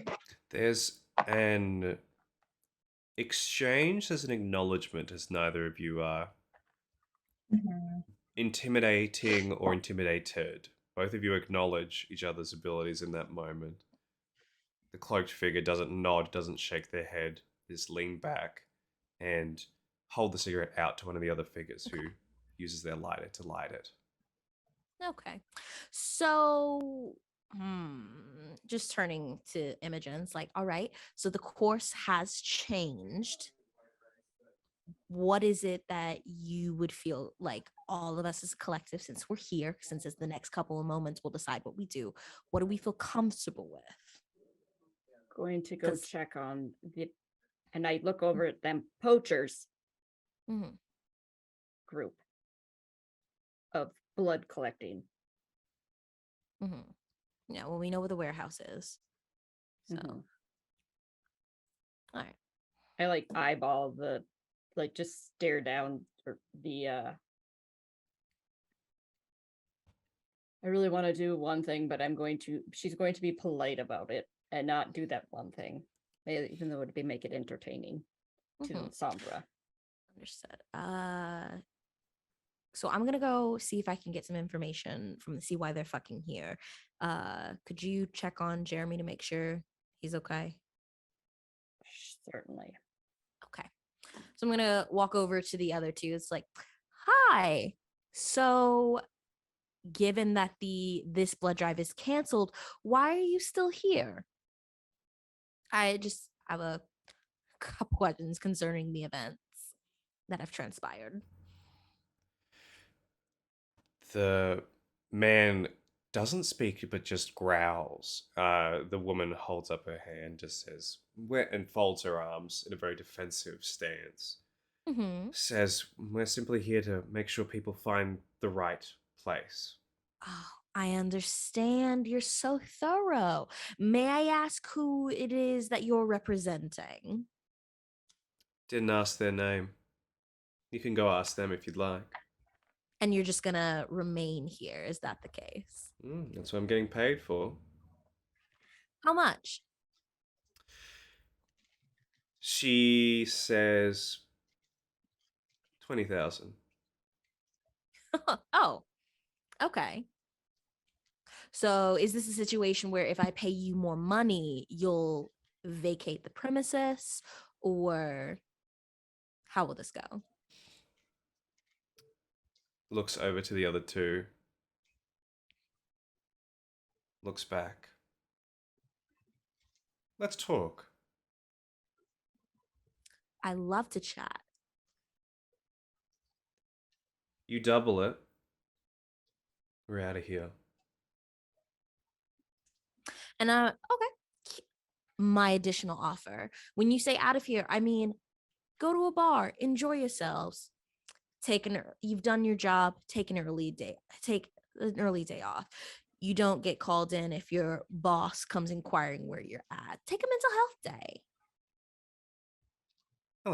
I like the sound of that proposition. Mm. Spooky one included, if you can pull that. We're all together on this one. Oh, excellent. Excellent.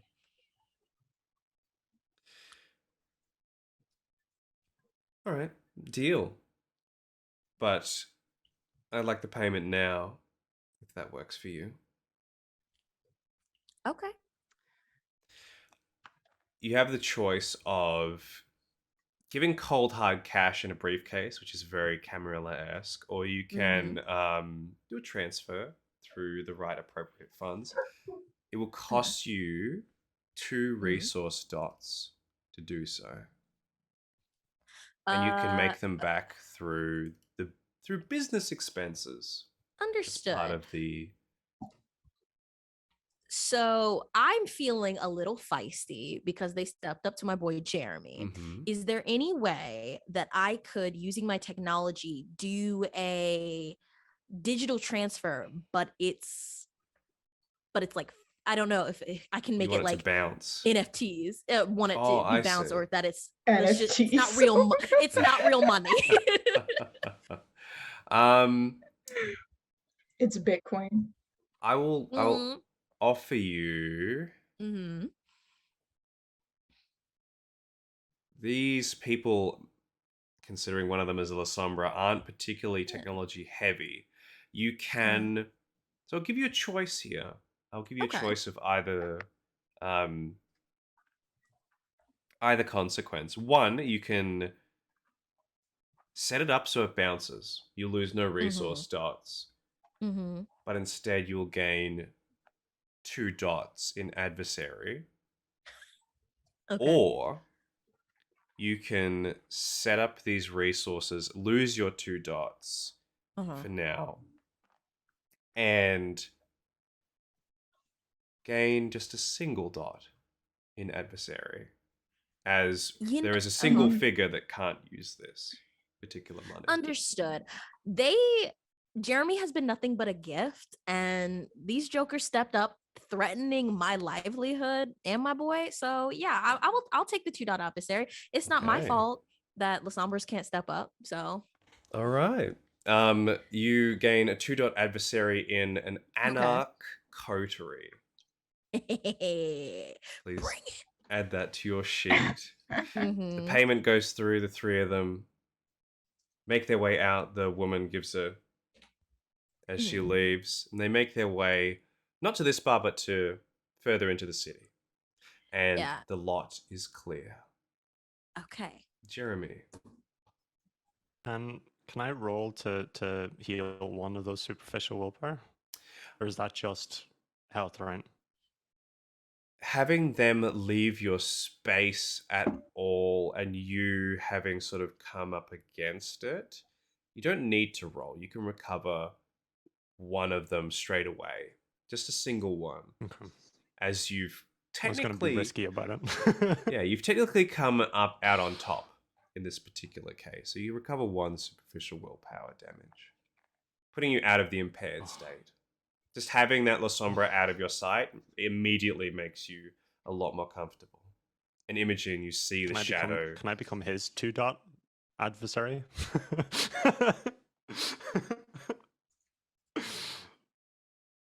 Tell you what, Just like find where he lives. if you want to heal.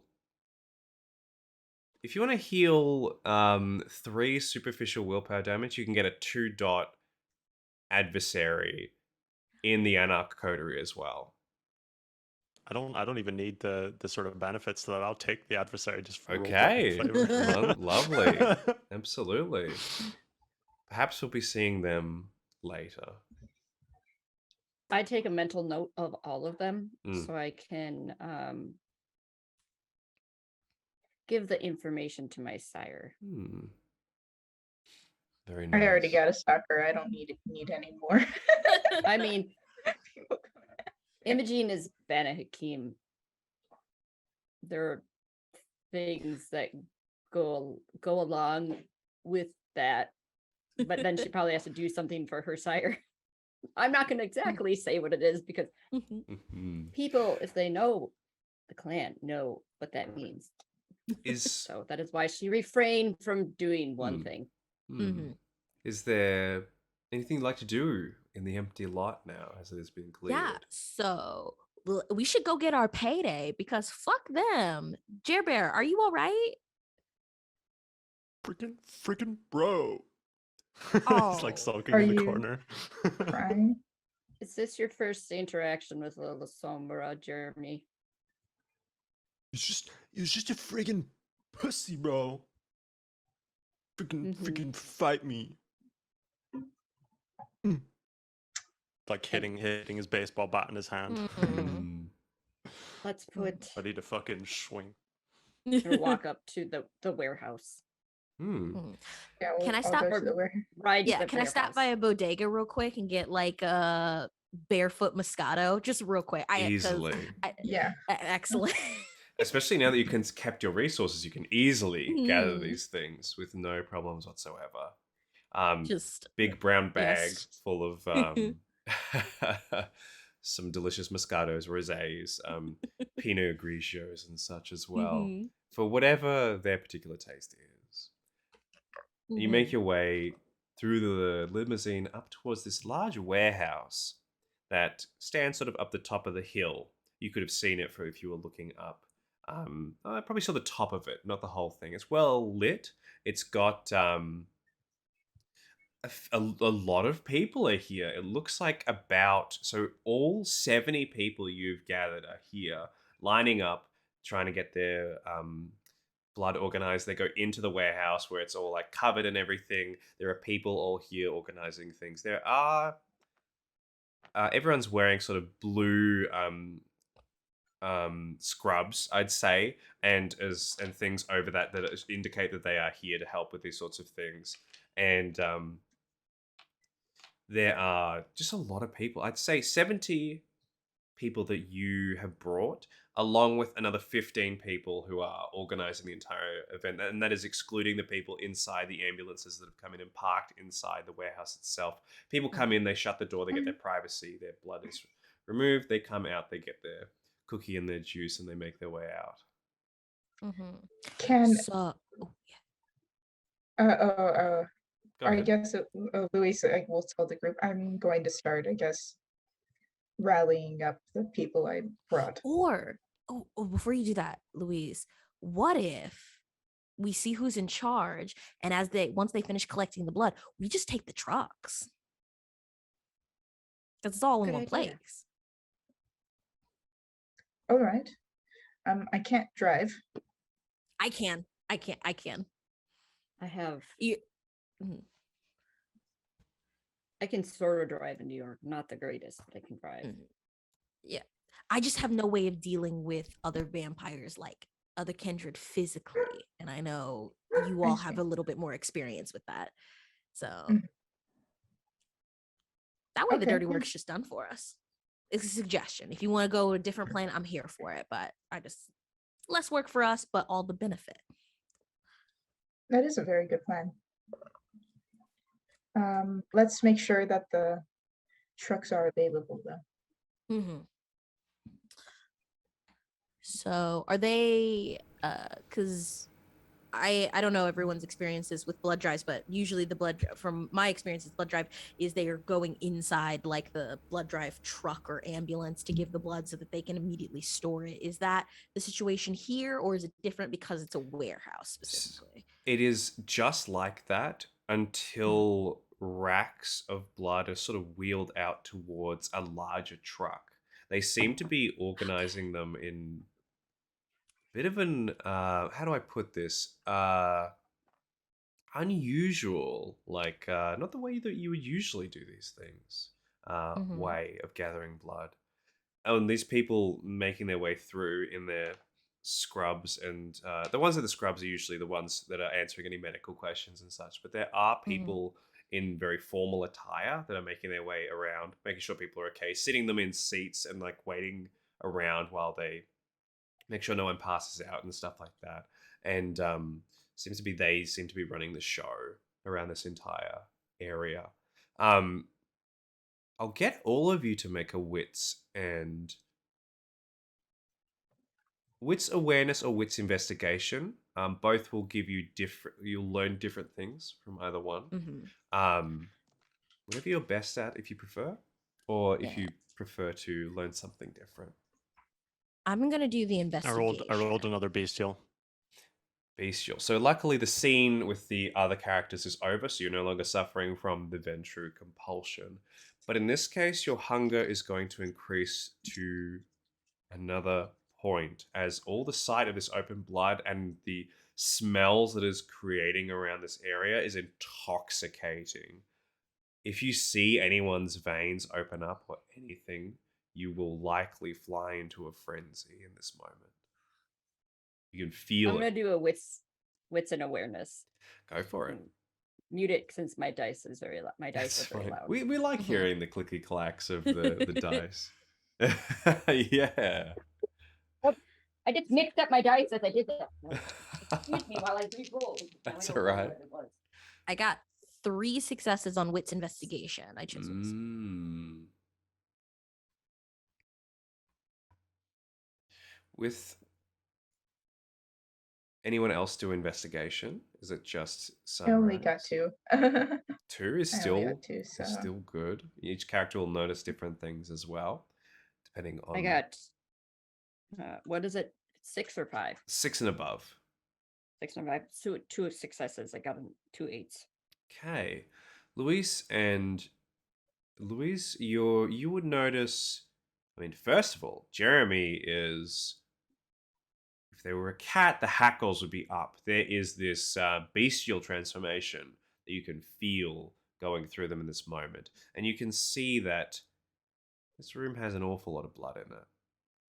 The people making their way around don't notice this from Jeremy, however, is what you see. Imogene, you see that there is the way that these people are organizing this is not the way it should be done. It should be a lot more low key. There should be less people around. It should be a longer single file line. There should be a lot more privacy to it. Whoever is organizing this currently, this was not what was promised. Well, this is a clusterfuck. In Sunrise with 3, most of the people here are armed with firearms at their sides. Ah. Okay. Is there, and this is the people in the formal attire Yes. and the scrubs, or The just the scrubs are not armed, just the formal attire. But it's formal attire. Mhm. Okay. Is there any way with 3 successes? I don't know if it has to be a different role. Mhm. Are they exhibiting behavior like they would if they were human, or are they exhibiting behavior like kindred pretending to be With human? 3 successes, Hmm. actually, you can ask Louise. Louise has a specific way Okay. of yeah. Yeah, because I remember discovering just that. if I'm close enough to Louise's, we're just like pretending to be in line. It's just like, are they kind or kindred? I'll turn on electroception Mhm. and Everyone here has the electrical pulses, the beating hard. Everyone here is kind. Okay. everyone's kind. All right. But wait, but with the guns. What was it? Everybody's what? Did you say? Everyone Kind, is human. Mhm. Actually, with the guns, can I sort of make an investigation to see if they're like hunters Um, hmm. or just a gang? Without a check, they're far too organized and formal in their attire to be a gang of some kind. Whether they're hunters or not, or they're just being protective, is pretty difficult to tell. It's kind of hard to tell until they are either shooting at you or, or if they have any particular equipment Can I on them that is the like. But I will get you to make a specific check, which will be intelligence occult. Okay.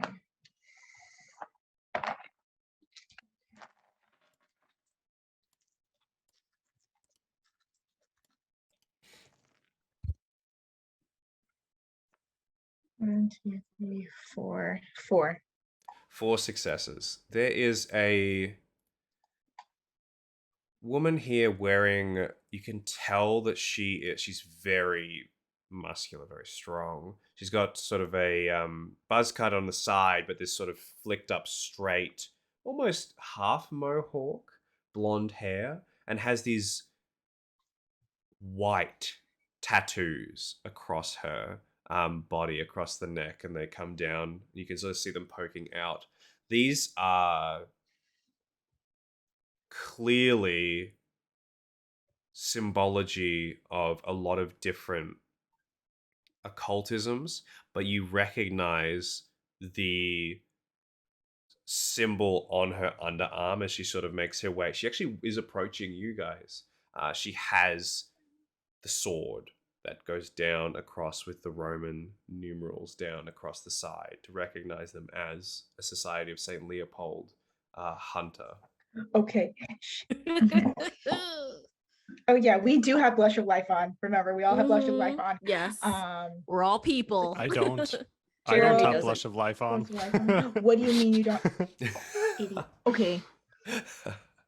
I As soon as she's coming forward, I tell Sunrise they're lost cause. We need to get out of here. What? Okay. No, we're gonna.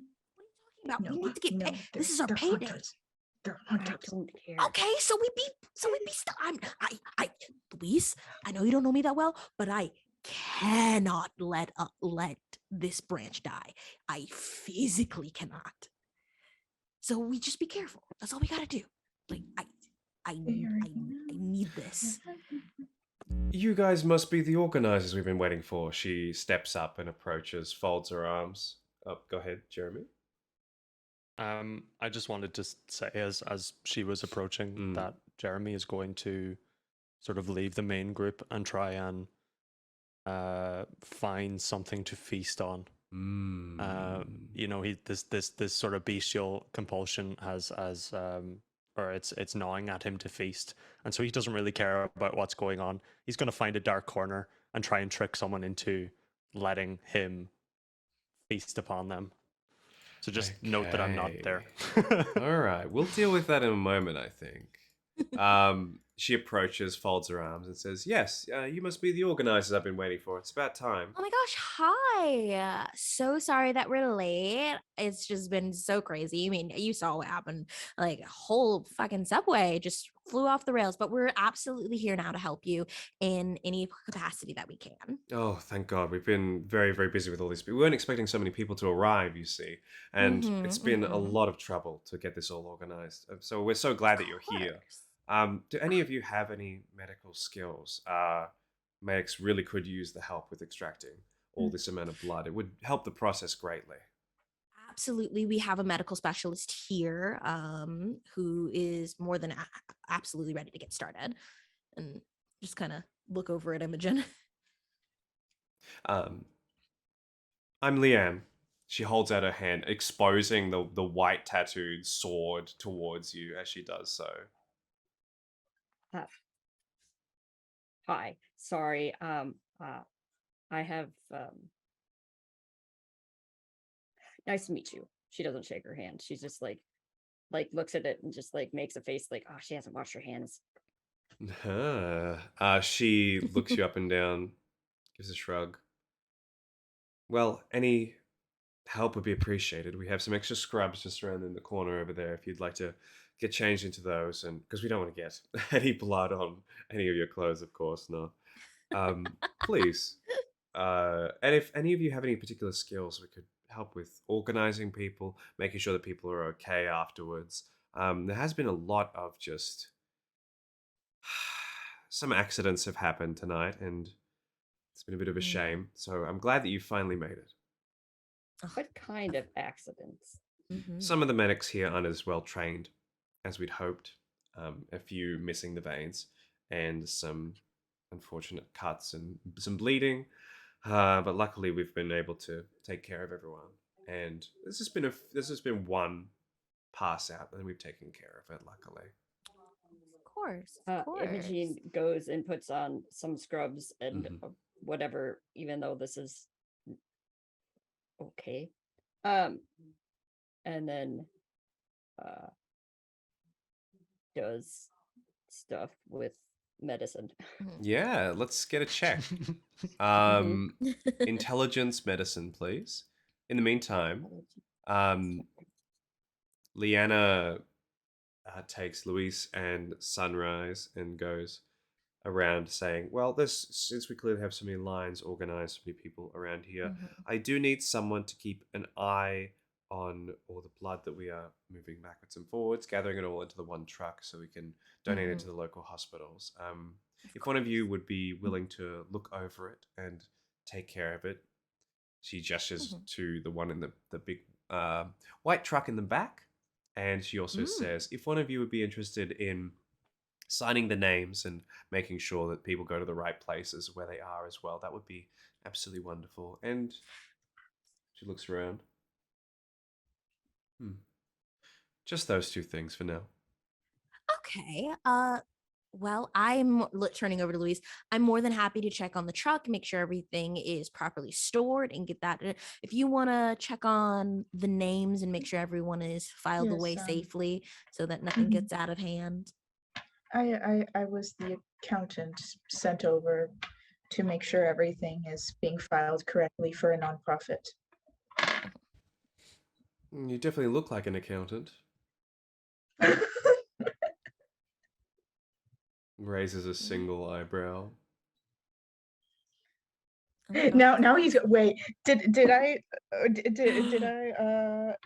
is this did I dance on this lady? Did I dance on this lady at any point of this? Wait, can I make a check? Make a intelligence investigation. Actually, no, intelligence insight. It'll be intelligence insight. Almost like you're remembering something, you're feeling something about it. Please, it needs to go. It adds to his legend on bad decisions that he has slept with.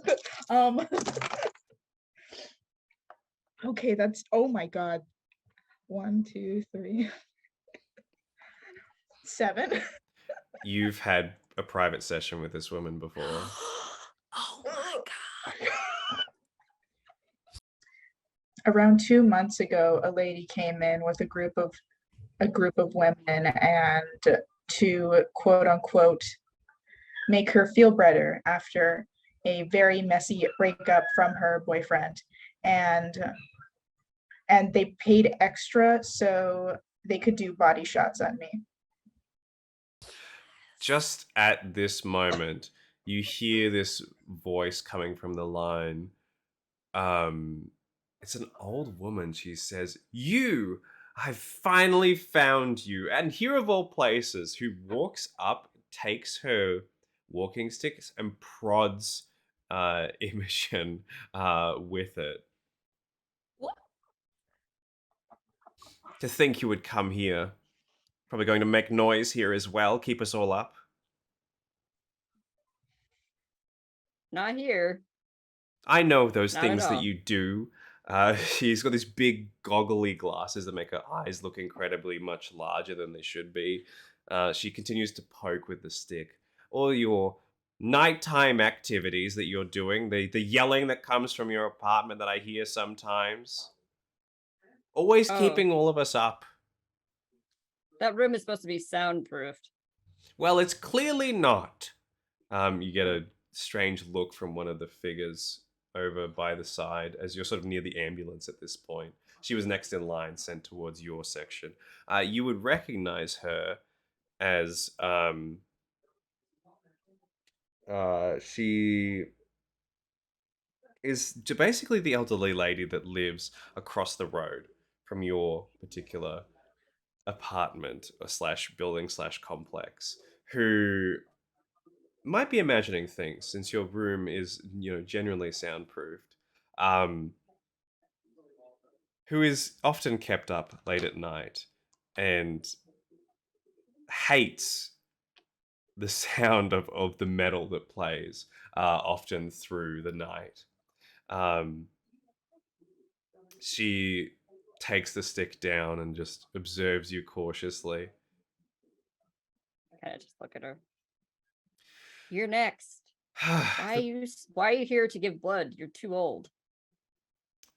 I was just here with my friends, and now I'm suddenly swept up in this gigantic organization of things. I was just having a drink with them somewhere, and all of a sudden they're all here.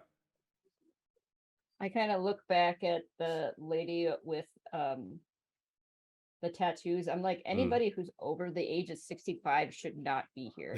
You're she aware of that, right? she just gives a shrug. They'll be And I go, they'll be organized properly. and I like raise my voice in the voice that I can do because I can do that at night. She Mhm. just looks at me. Anybody over the age of 65 needs to leave. I'll have you know, I'm 60 years old. She looks 80. You look good for 60. She gives a low, knowing growl, squints her eyes, her wrinkled eyes. I at actually you. I do the metal growl at her. Yeah. If you want to make a, let's have a manipulation intimidation roll. Manipulation, intimidation. Mhm. Okay. Let's see. Let's find those A couple dice. of raised eyebrows being tossed around. While we're rolling, Jeremy, please make a hunting roll for you. In this particular scene, it's going to be a bit more difficult. The difficulty will be raised a little bit, as it is in a particularly dangerous location to feed.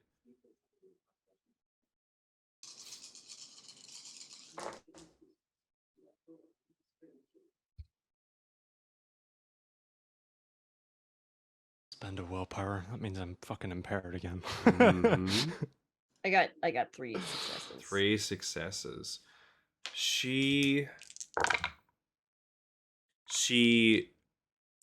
tuts, rolls her eyes, and simply says, "Well, back in my day, they would simply beat you for being that loud that late at night, and well, you had more things to worry about, like the bombs dropping and things like that. But well, I guess we're all about free." And she just prattles on and on and on about nothing as she steps up into your ambulance as your first person to deal with. Ah, The woman with the sword tattoo, Leanna, just shrugs.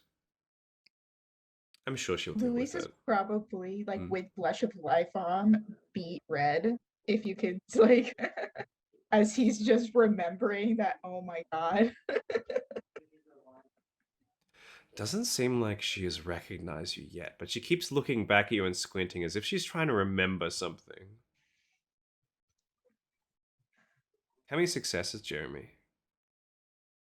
5. Excellent. You managed to find someone to feed on, as they've been in line for a little while. They're seeming a bit agitated, and I imagine you go up and say, "Okay, you can be next. Clearly, we need to get you out of here. You got somewhere to go." Where do you take them, and how does this look? He's not sneaky. So it probably looks very bad. But he would take this person to the nearest sort of utility closet or dark place that he could. He has fed before. He knows how difficult it is for mortals in his presence, and so he definitely wants to do it behind a sort of layer of protection, be it a door or that kind of sort of way. Now, I believe you're at hunger 5. Please make a hunger frenzy check as soon as you taste the blood of this person. Difficulty. How do you manually roll frenzy? It's remaining willpower. Do you mean, man? That includes ag, right? It's remaining willpower, undamaged willpower. Well, I've 0 then. Okay. Can't roll that. You are in the crux of a hunger frenzy, and you're going to take a dangerous amount of blood from this person. Actually, no, sorry. A human only has. You take all of it. You drink and drink, and as soon as you start to drink, it's like you sit back and let things happen. The beast says, "No, it's my turn," grabs them ferociously, sinks the teeth in further, and drinks hard from them until a few moments later, moments as it is a more vicious feeding, they collapse out of your arms, the blood dripping down your face, dead in front of you. And you go to hunger 1. It's particularly messy as well, as it is Mm. one of my flaws. There might be a huge sort of chunk of flesh missing from their neck, perhaps. Some blood is dripped down onto your clothing and such as well. Hmm. He'll sort of realize what he's done, and then he'd be wearing a jacket tonight. It never came up, but it's a jacket that has little speakers in it, just in case. Anyways, he would take that off, and he would take off the shirt, and sort of toss it. He doesn't need it. Put the jacket back on. Then he would look at the corpse of this person, realizing that he had murdered them, and realizing that he didn't particularly feel bad about it in this instance. But as a courtesy to them, he'll sort of lift them off the floor, and rest their back against an adjacent wall somewhere. As you found Yeah. the corner sort of closer towards these sort of portable restroom areas, you're still inside the warehouse itself. If someone were to, unless you want to try and store them in one of these particular portable restrooms, there's not really anywhere to hide a body in here. Mhm. What does this person look like, Ethan? I'd It's say an important question. they're a young man, about 28, and fairly fit, short blonde hair. They'd be just wearing a simple white shirt, have a black umbrella by the side, jeans, simple brown leather shoes, and a jacket over the top. Maybe a suit jacket that is unbuttoned, and a tie that is a bit looser as well around them. Do they have ID? Can I gloss anything from their ID? What type of person they are? Absolutely. They have a it seems they'd work in like a high rise similar to yourself. They are some sort of businessman to some sort of business here, probably dealing and trading in stocks. You could probably imagine through their high tech phone that they have, and the cash that they hold in their wallet as well. You said I'm next to the porta potties, right? Yeah, there's about 3 all lined up in a bright blue colors. All of them not being Okay. used. Jeremy, in a sort of weird sort of high from having just recently fed to so much, the beast is not only satiated, it's in ecstasy, and so is Jeremy. He'll sort of think about it very briefly, embarrassingly briefly, and he will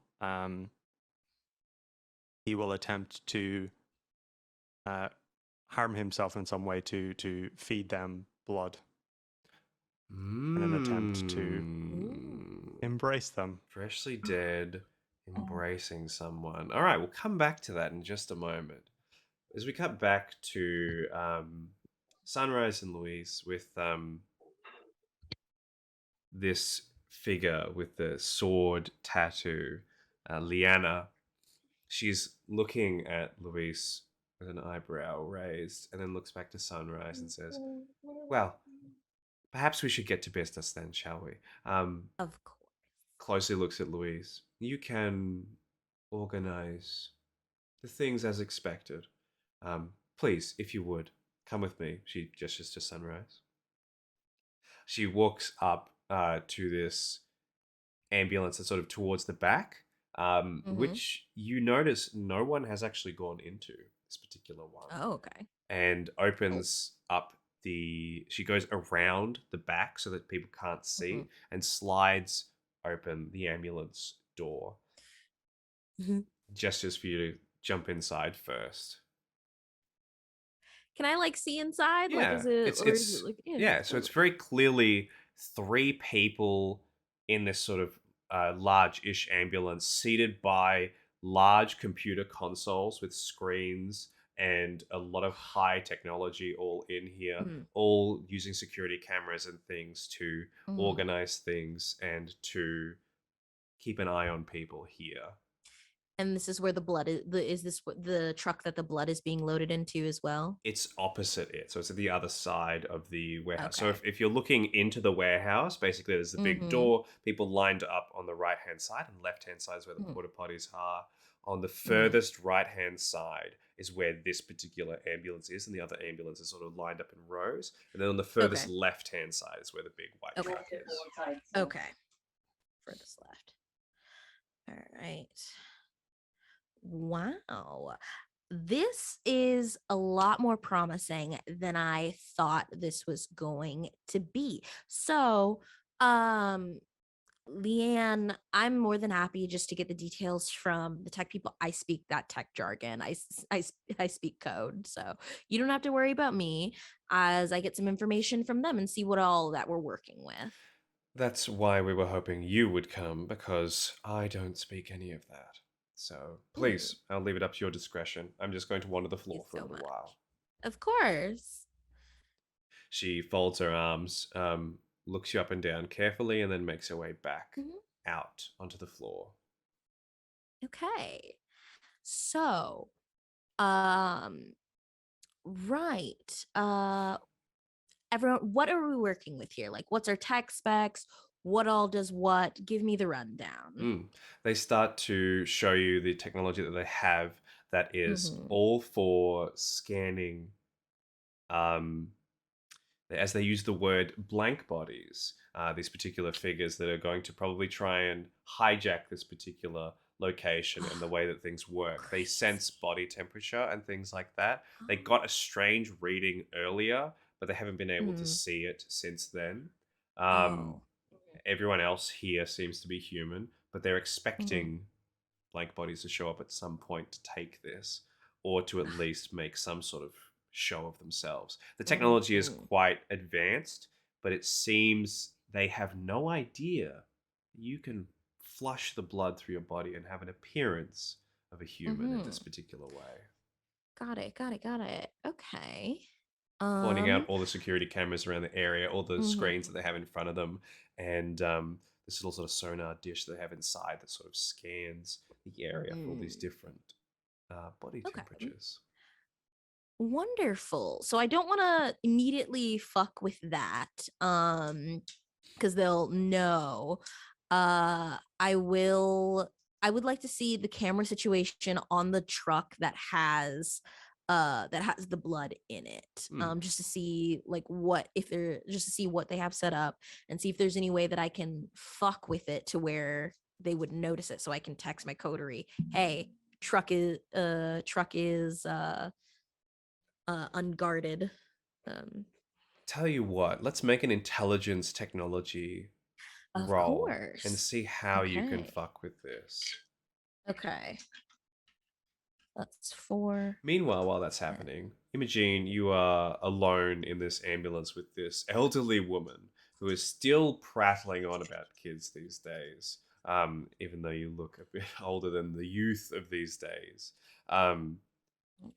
Continuing to talk about all these things before she eventually comes full circle and says, I still don't understand why you like that music that you do. It doesn't make me feel anything, and frankly, it was a lot better when I was your age.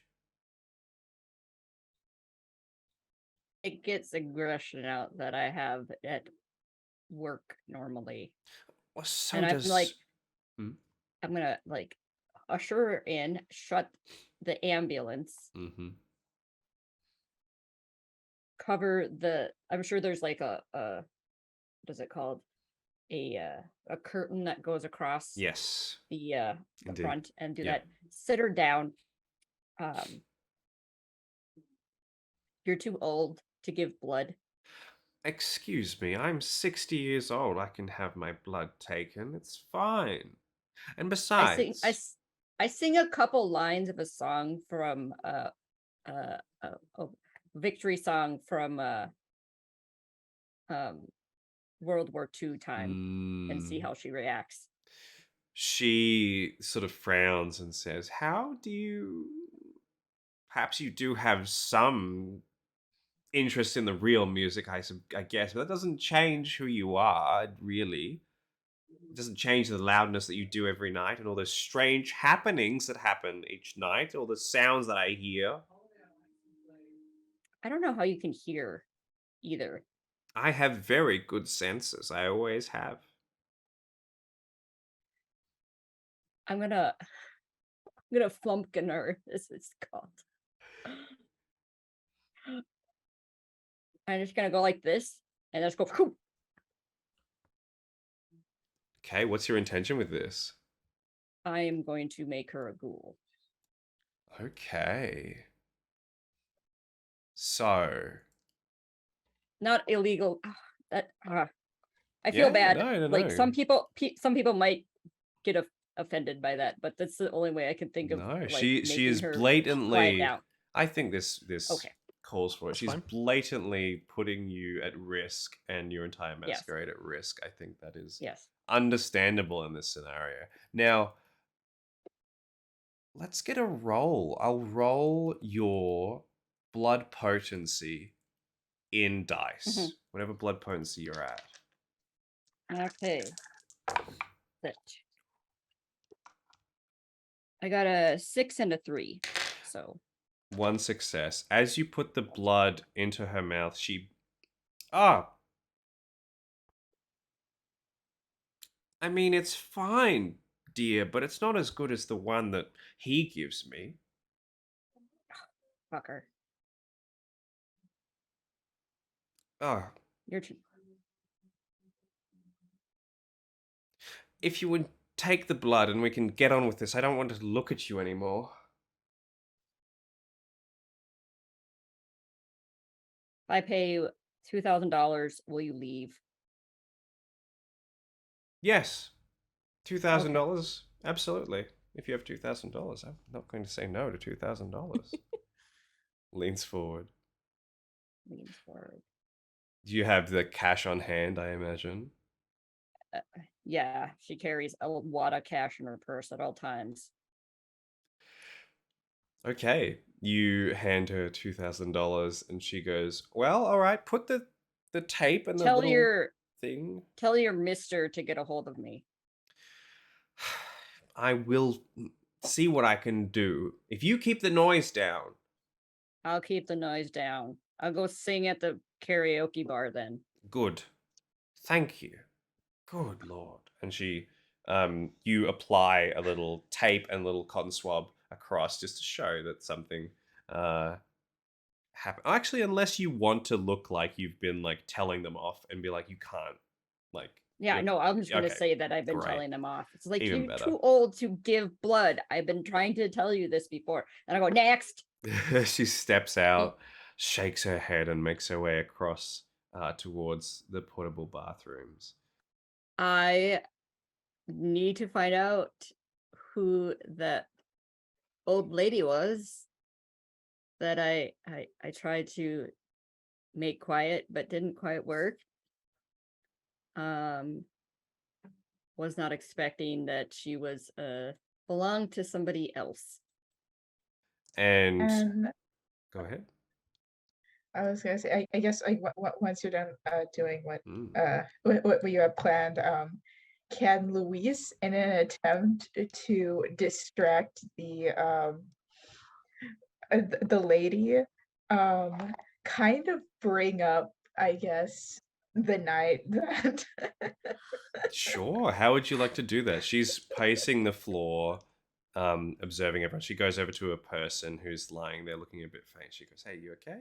Goes over, gets a cookie and a juice and gives it to them, uh and then steps they're away. gonna, very embarrassed, I guess, go up to her and sort of like say it, um thank you for not saying anything. My coworkers don't know anything about the second job I do to pay off my student loans. She furrows her eyes for a moment, squints, and then the realization comes upon her as she opens her eyes, takes a step closer, and says, "Listen,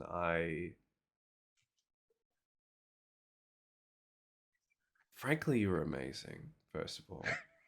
Secondly, I really need this not to come out here. I've got a reputation amongst these people. And if that comes out, I'm going to be in a lot of trouble. I don't know why it's still frowned upon. Frankly, it's not the way that things should be. But got a lot of office politics. I think you understand." I I understand completely. Mm. Same here. Um, no, I guess if you ever have a birthday or anything, Do you have a you business know where to card? find me. I mean, yes. I It do. takes, Business slips it behind her suit into the flak jacket underneath. Okay. We'll talk.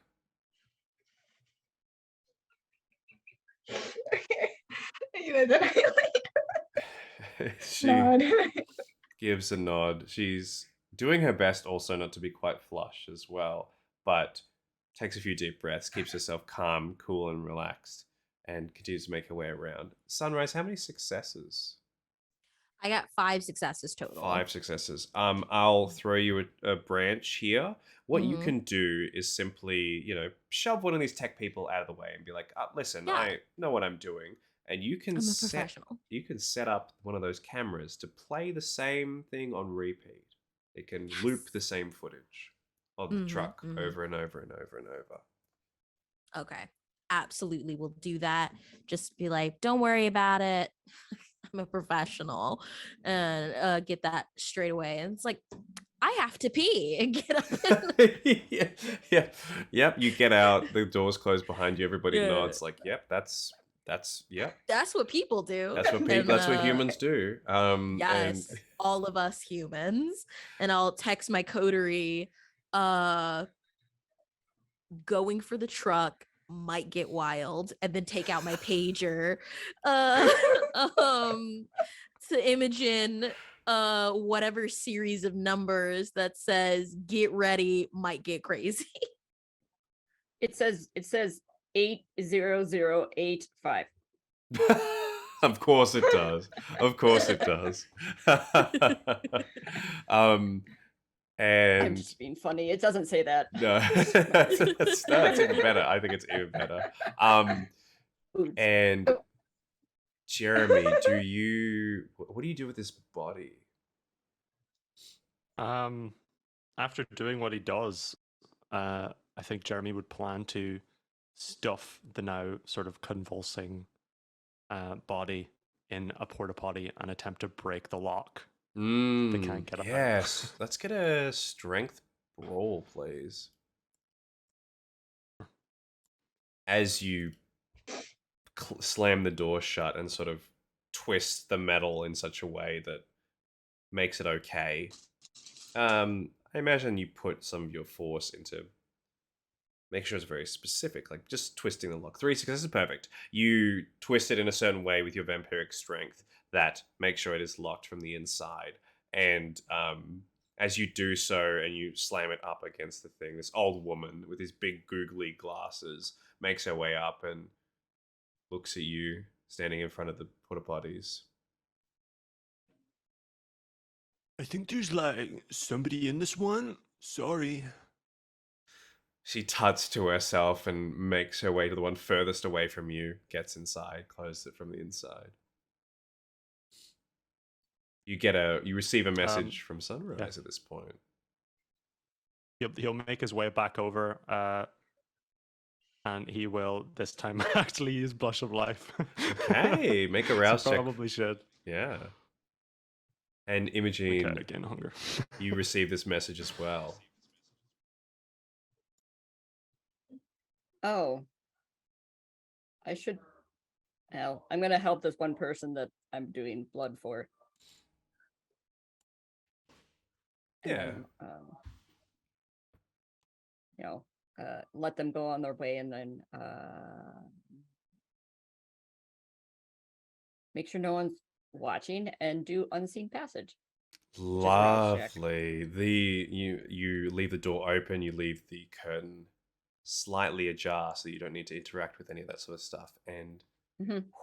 vanish before I everyone's pass. eyes. You I don't get pass. hungrier. You have silence of death, right? Yeah, I'm gonna do silence of death Oh, you are invisible and unheard as you just like a ghost whisk your way through all these people, all their technology does nothing to you in this case. And as you make your way and whisk your way through, Luis, you get this message as well.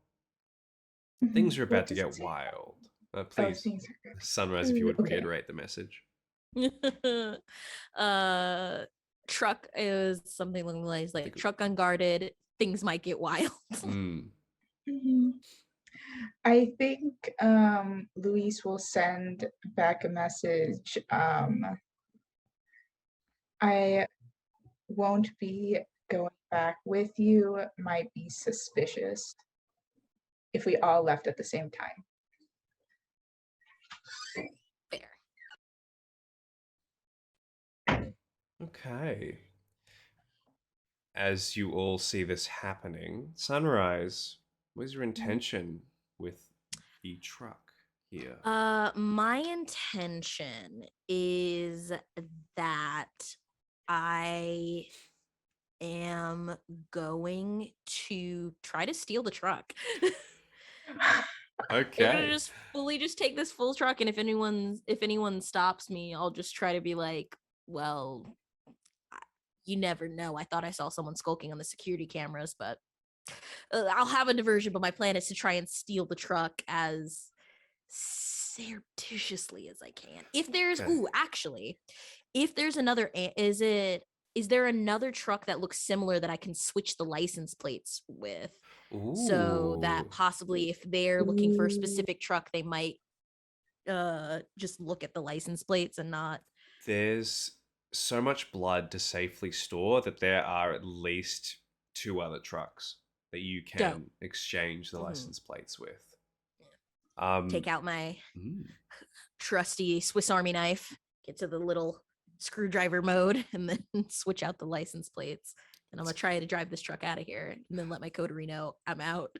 I'll get a dexterity stealth check, please. Of course. Okay. So dupe. I haven't eaten anybody yet. I should have did that, but we're here now. Okay. So it's just that. Jeremy and Imogene sort of begin to hover around this area as this happens. 2 of you sort of meet up in this motion. How many successes, Sunrise? 3 successes. I'm terrified because it's all hunger dice. 3 successes is great. Yeah. You crouch down, using pumping some of the blood through your system. You're able to remove these and swap them over without anyone noticing. As you're now familiar with where the cameras are too, you know the sort of guard locations and the patrols that they've been taking throughout this entire area, which makes the job infinitely easier. Excellent. It's been doing this job for like 50 years. Thank goodness it's stuck. All 3 of you gather here to, and I'll say, Louise, you also gather to have sort of a work break, but slash meeting on what to do next. What's the plan here? You have a quiet moment. Step out for a cigarette, sort of thing. Mm-hmm. So I think I will be able to get just drive the truck out of here. If need be, I can change clothes with someone else in here. Just get them to go give me their clothes and drive out of here, and then stagger out as well as we can. I don't know what hunters can or cannot do. So I'm still silence of death, Mm. unseen passage, Mhm. and I can hear Sunrise say this, and I don't say anything, and all of a sudden if she looks over, there'll be some scrubs sitting next to her, just appear out of nowhere. oh, bless you, Imogen. Because she still has her dress on Mm-hmm. underneath the scrubs. I think I'll be leaving at a later time just to Okay. make it look like again that it's not connected to any of us.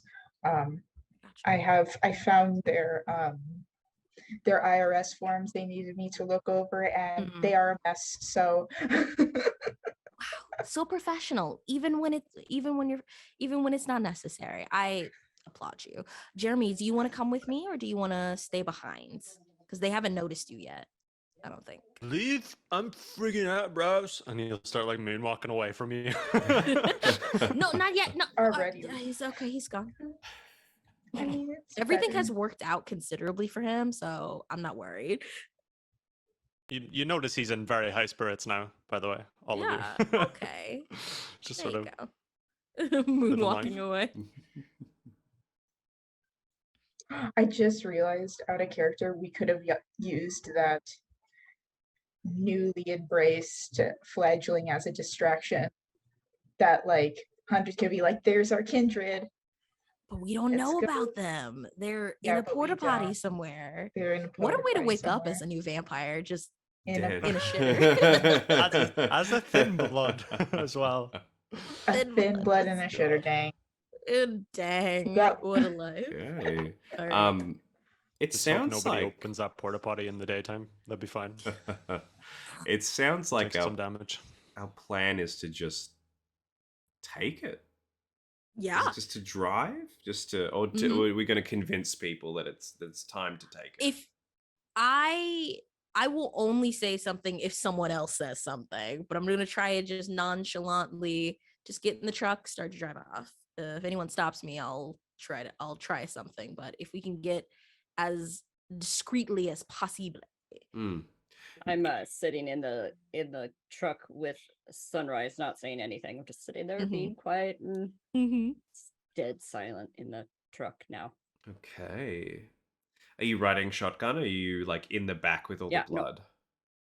I'm running in the back.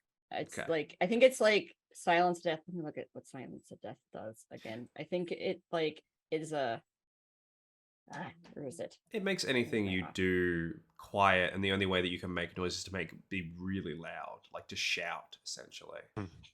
Yeah, hang on. No, but it's like it spreads out at a degree. I think that might be a different ability. I think it is only the user. Oh, it is only the user. But it is like an aura. Yeah. So basically, so if you're going to go into the truck and be like, all right, time to go, a well-dressed man will open the door, step in shotgun, close the door behind themselves, and slap the side of the truck and be like, all right, you know the place, let's get it there. Zips up their seatbelt, leans back into the chair.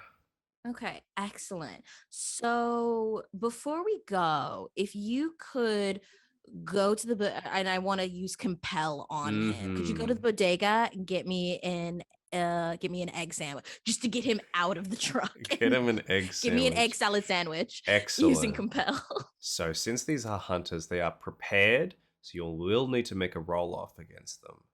All right. So for compel, it is charisma dominate versus their intelligence and their resolve. Okay. Hey. Don't bite me in the butt, please. You just need to That's- beat Willpower, 3 maybe? successes. Okay. Come on, vampire powers. Okay. Oh, thank God! I thought that was it's not a crit. It would have been awful if it was. Okay. So that is. Oh no. So this is gonna be hilarious. It's a messy crit. Messy critical. But it is 6 total. It's a messy crit. Okay. 'Cause The that's a messy 10. critical. Throughout this whole time, you've been suppressing these feelings of Mhm. fear, of fury, of hunger throughout this entire scene to make sure that you are composed, that you are the silent predator amongst the Mhm. prey. You tell this person, perhaps a bit too forcefully, fetch me some food. And the Mhm. venture comes through of like, do as I say. Doesn't matter exactly what you Mhm. get me, but you do this. Their eyes glaze over, they nod and go, yes, I will. Take off their seatbelt, get out. But you are going to, as soon as they step out of the truck itself, you are going to suffer a frenzy here. Oh. It is going to be. It's going to be actually, well, technically, we need to resist the frenzy first of all. So I will try. it is a fear frenzy, as all these flood I'm into the terrified. system. Yes, it's Uh-huh. you've gotten Okay. you're out. It's time to get out, says the beast. Yep. So Okay. let's roll your remaining willpower. All right. 2. Here we go. You can still succeed. I got 1. Okay. As the beast takes over in this moment, Uh-huh. Imogen, you feel it as the truck lurches, the tires skid, and smoke starts to peel up away from them, and the truck just begins to slowly peel off as fast as it can from this location. There's a lot of looks at first until the woman with the sword says, it's being stolen. Like, stop them. Somebody stop them. Like, and all these people start to pull out their guns and open fire upon the truck. Imogen, how hungry are you actually? What's your hunger level at? Me too. You're fine. As bullets pierce through the side, one of the blood packets is hit and blood starts to pool out onto the ground itself. But most of them remain unharmed. A Mhm. couple of them get in the car, one of the sort of black sedans nearby, and start to drive after you throughout these city streets, making your way out of this location. While this is happening, Jeremy, you are safely moonwalking your way back to the office. As you see the skidding truck and the sedan make their way past you, is there anything you'd like to do, or are you just going to make your way towards the office? Wouldn't it be a dream if I saw that fucking Lasombra? No, I will just make my way back to the office Excellent. as slowly as possible. Just And moving Luis, lightly with life. yeah, and Luis, Um, you are going to stay back and help them with their taxes. I stay back and help them with their taxes, and then I guess when that sort of happens, it was like, would you need help to file a police report? This is actually an excellent situation to be in for Yeah. Luis to fumble these. I'll do an intelligence with your finance accounting check again, actually, to see if how well you can fudge these numbers. Now, Imogene and Sunrise, you're in a speeding truck going down along the boulevard, chased by a black sedan. How would you like to? Imogene, Go ahead. Imogene is gonna use her beeper to send a message to her sire and be like, SOS, need help, Ooh. with a bunch of numbers. Okay. He knows what they mean. And she kind of looks out. She like is still obscured, but she looks out to see the side crossing streets. It's a critical success, a regular, not a messy. 8. 8 successes. Not only Yeah. do you want to sabotage them? Do you want their their taxes to be filed badly? I want, if they are filed badly, I don't want it to be traced back to him, Oh, but it would never happen with the amount of successes you yes. have. That You'll like want to like this was file. something that that it was made in a way that like the accountant didn't have any like that this was like some like there's like some money laundering going on within the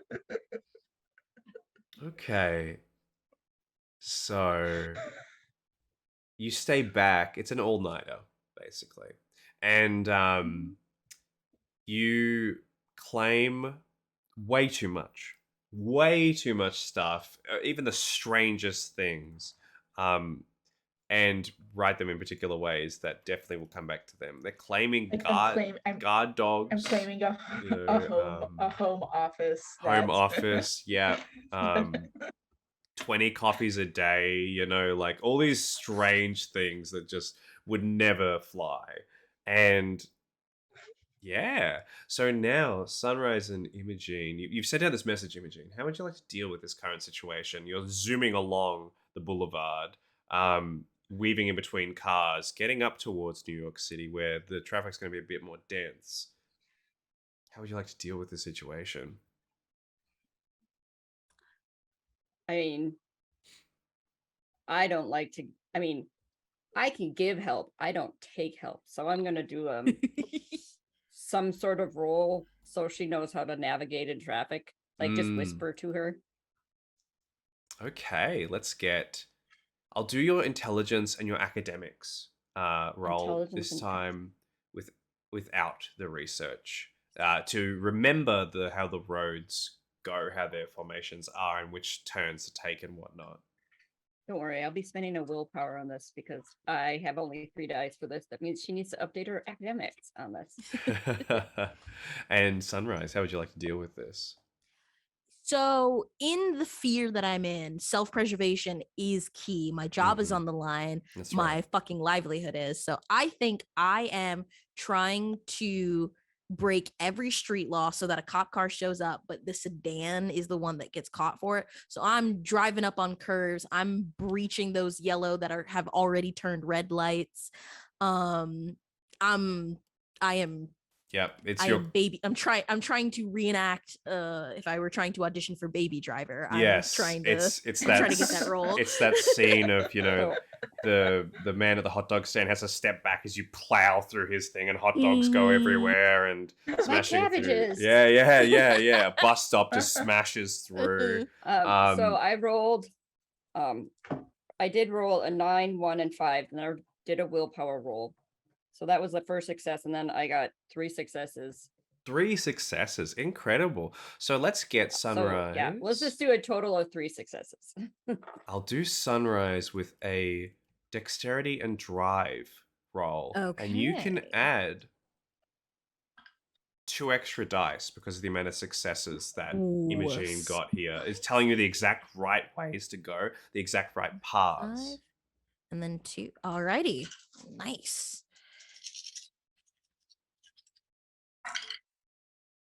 Oh, sweet Jesus. All right. So that's a failure. That's a failure. That's a slow skull. Okay. So that is 3 successes. 3 successes. You Mhm. manage to weave and make your way through these alleyways. The sedan is still following you. However, I'll get a last roll from both of you, which will be a stamina athletics check. Okay. Okay.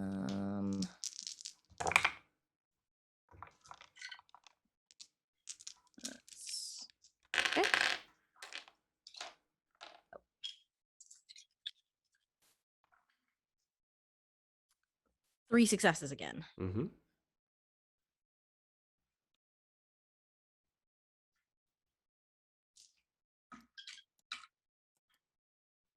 Okay, and Imogene, how many successes? On what? Sorry, stamina athletics. Oh, stamina athletics. Okay, I Mhm. didn't hear that. Oh, good thing I have 1 in. Yeah, athletics. for 2 successes, Sunrise, you're going to take 2 superficial damage as Fair.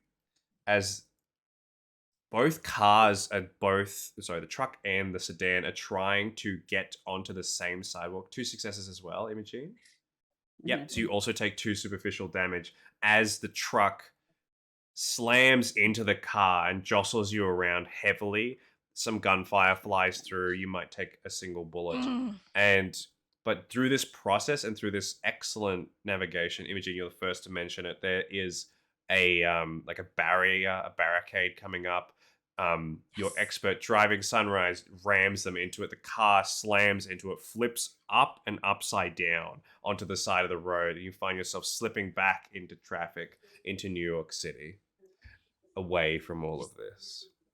Just knuckles gripped and wide eye, unblinking since I don't need to blink. Just, okay, girl, we did it. Good job. If I needed to vomit, I would, but Skipping. I like whisper. I just whisper, "Good job." I sit in the front seat. I'm Skipping forward some time, our characters deliver the successful amount of blood to the circulatory system and complete some of the appropriate tasks for the night that they have done. And they all regroup at the empty office, as seems like the interns have done their jobs, made their way home, and it's just you four here in this current moment. Is there any last little scenes you'd like to have with each other? Any last talks or any comments from our characters over the progress of the night? that was Like- wild. yeah. I'm gonna look down at my phone, my beeper, and I see that I get a message from my Sarah that says basically in leet speak saying I'm sending you a cell phone. Mm.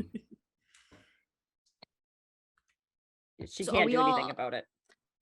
It's like, okay, we're all back. I think that was very successful. Preferably next time, if there are hunters at a job, we need to Mhm. just leave. Like, just leave. I understand that deeply. I do, Louise. I couldn't let this opportunity pass, because otherwise we wouldn't have been able to get anything. We wouldn't have been able to do the job. But do you know who the Society of Leopold is? No. I mean, is it the same as St. Andrew's Mm, Baptist? No. they've Oh. been Freaking hunting us Jehovah's, since bro. the Middle Ages. They know everything about us, practically. Almost. And not everything, well, not everything about us, but Mhm. they know a fair amount about us and are very effective in killing us. And they're bad news. I think I they're Very understand. bad Yeah. news. Huh. Bad news, bad news, bad news. Just like very like. ugh. We gotta get Louise rid is of just the- a bunch of We have to get rid of anxiety. that truck. I'm already, yeah, I can deal with that before I turn in for the morning. I've done it tons of times when previously, before I got turned, I got rid of a lot of cars. But I hear you, and I understand where the concern comes from.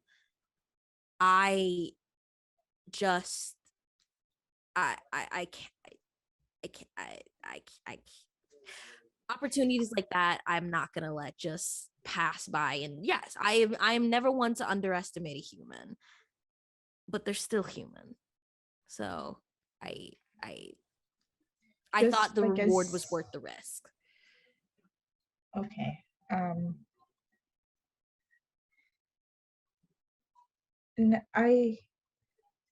I'm not looking to die anytime soon, and I understand your ambition. But sometimes, just next time, I might not be there to help out That's fair. if I'm the not risk I'm is great. yeah, I'm not gonna coerce you or anything into doing something that you feel would threaten your immortal standing. That's not something I would do ever. But I do appreciate the warning. Okay. Before I guess they get rid of the car, Luis with his electric ability is just gonna short circuit everything and basically just destroy it with Yeah. his Easily done without a roll and with your mastery Mhm. over this particular path. Our characters have the office to themselves to do paperwork, to go home, to feed, to enjoy the nightlife, especially now that they're their own bosses for a few days. Um, and I think we'll see what happens in those days another time as more chaos enwraps around this coterie. And that'll be the end of our session for today, just there, with a successful blood drive. In perhaps not the way that we were expecting, driving blood away from the blood drive. I think that's probably the best way to actually do that. Let's have a wonderful introduction to these people that we've been playing with today, and tell us who you are and where we can find you. Starting in the same order we had last time with Victoria. My name is Victoria. I've been playing Luis Estrada. Um, Now the more than accountant, as you can see. And has seduced probably the most dangerous people to him. That's what makes it spicy. Yeah. And you can find me on Twitter at Jesus_Spacey, or sometimes when we get back on the schedule with Ethan as a fellow player, at in the game Avignon by Firelight. You can see us playing. Please check it out. It is an amazing game.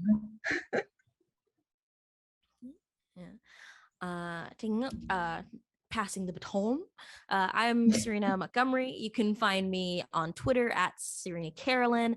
And if you're ever interested in more vampire content or more tabletop content, I'm one of the mainstay GMs over at Dice Dropping, where we are in the pursuit of trying to play every other system that's not Dungeons and Dragons. That's one of our main goals, and I like to run all different kinds of systems, and that's mostly where you can find us at Dice Dropping. And then I'm all over Twitter, just gassing up people and liking comments and being weird. That's Yeah. me. Hi guys, my name is Aaron Music Productions. I was playing Jeremy Hayes, the newbie, sort of rookie venture who likes to be reckless, and now he's embraced a poor person into their life as a thin blood. So we'll see if Ethan comes up with ways to make that bite me in the ass. We will soon see. You can find me in future over on my channel on Twitch if I decide that I want to stream. I don't stream there very often. Where you can find me the most is on Roleplay Nights, ROLEPLAYE. We are similar to Dice Dropping. We're a community of role players. I will be running a game over there soon. And we have lots of games coming up. I think 4 or 5 games coming up, which is an insane amount in my head because we only ever had one. Now we have 5.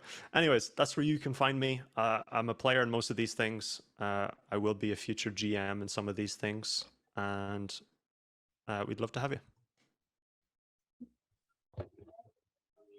Hi, my name is Kat. I played Imogene Grady, the resident blood sorcerer Banu Hakim that surprised herself tonight, and got hurt in the process. But that's okay. It doesn't happen all the time. She'll be fine.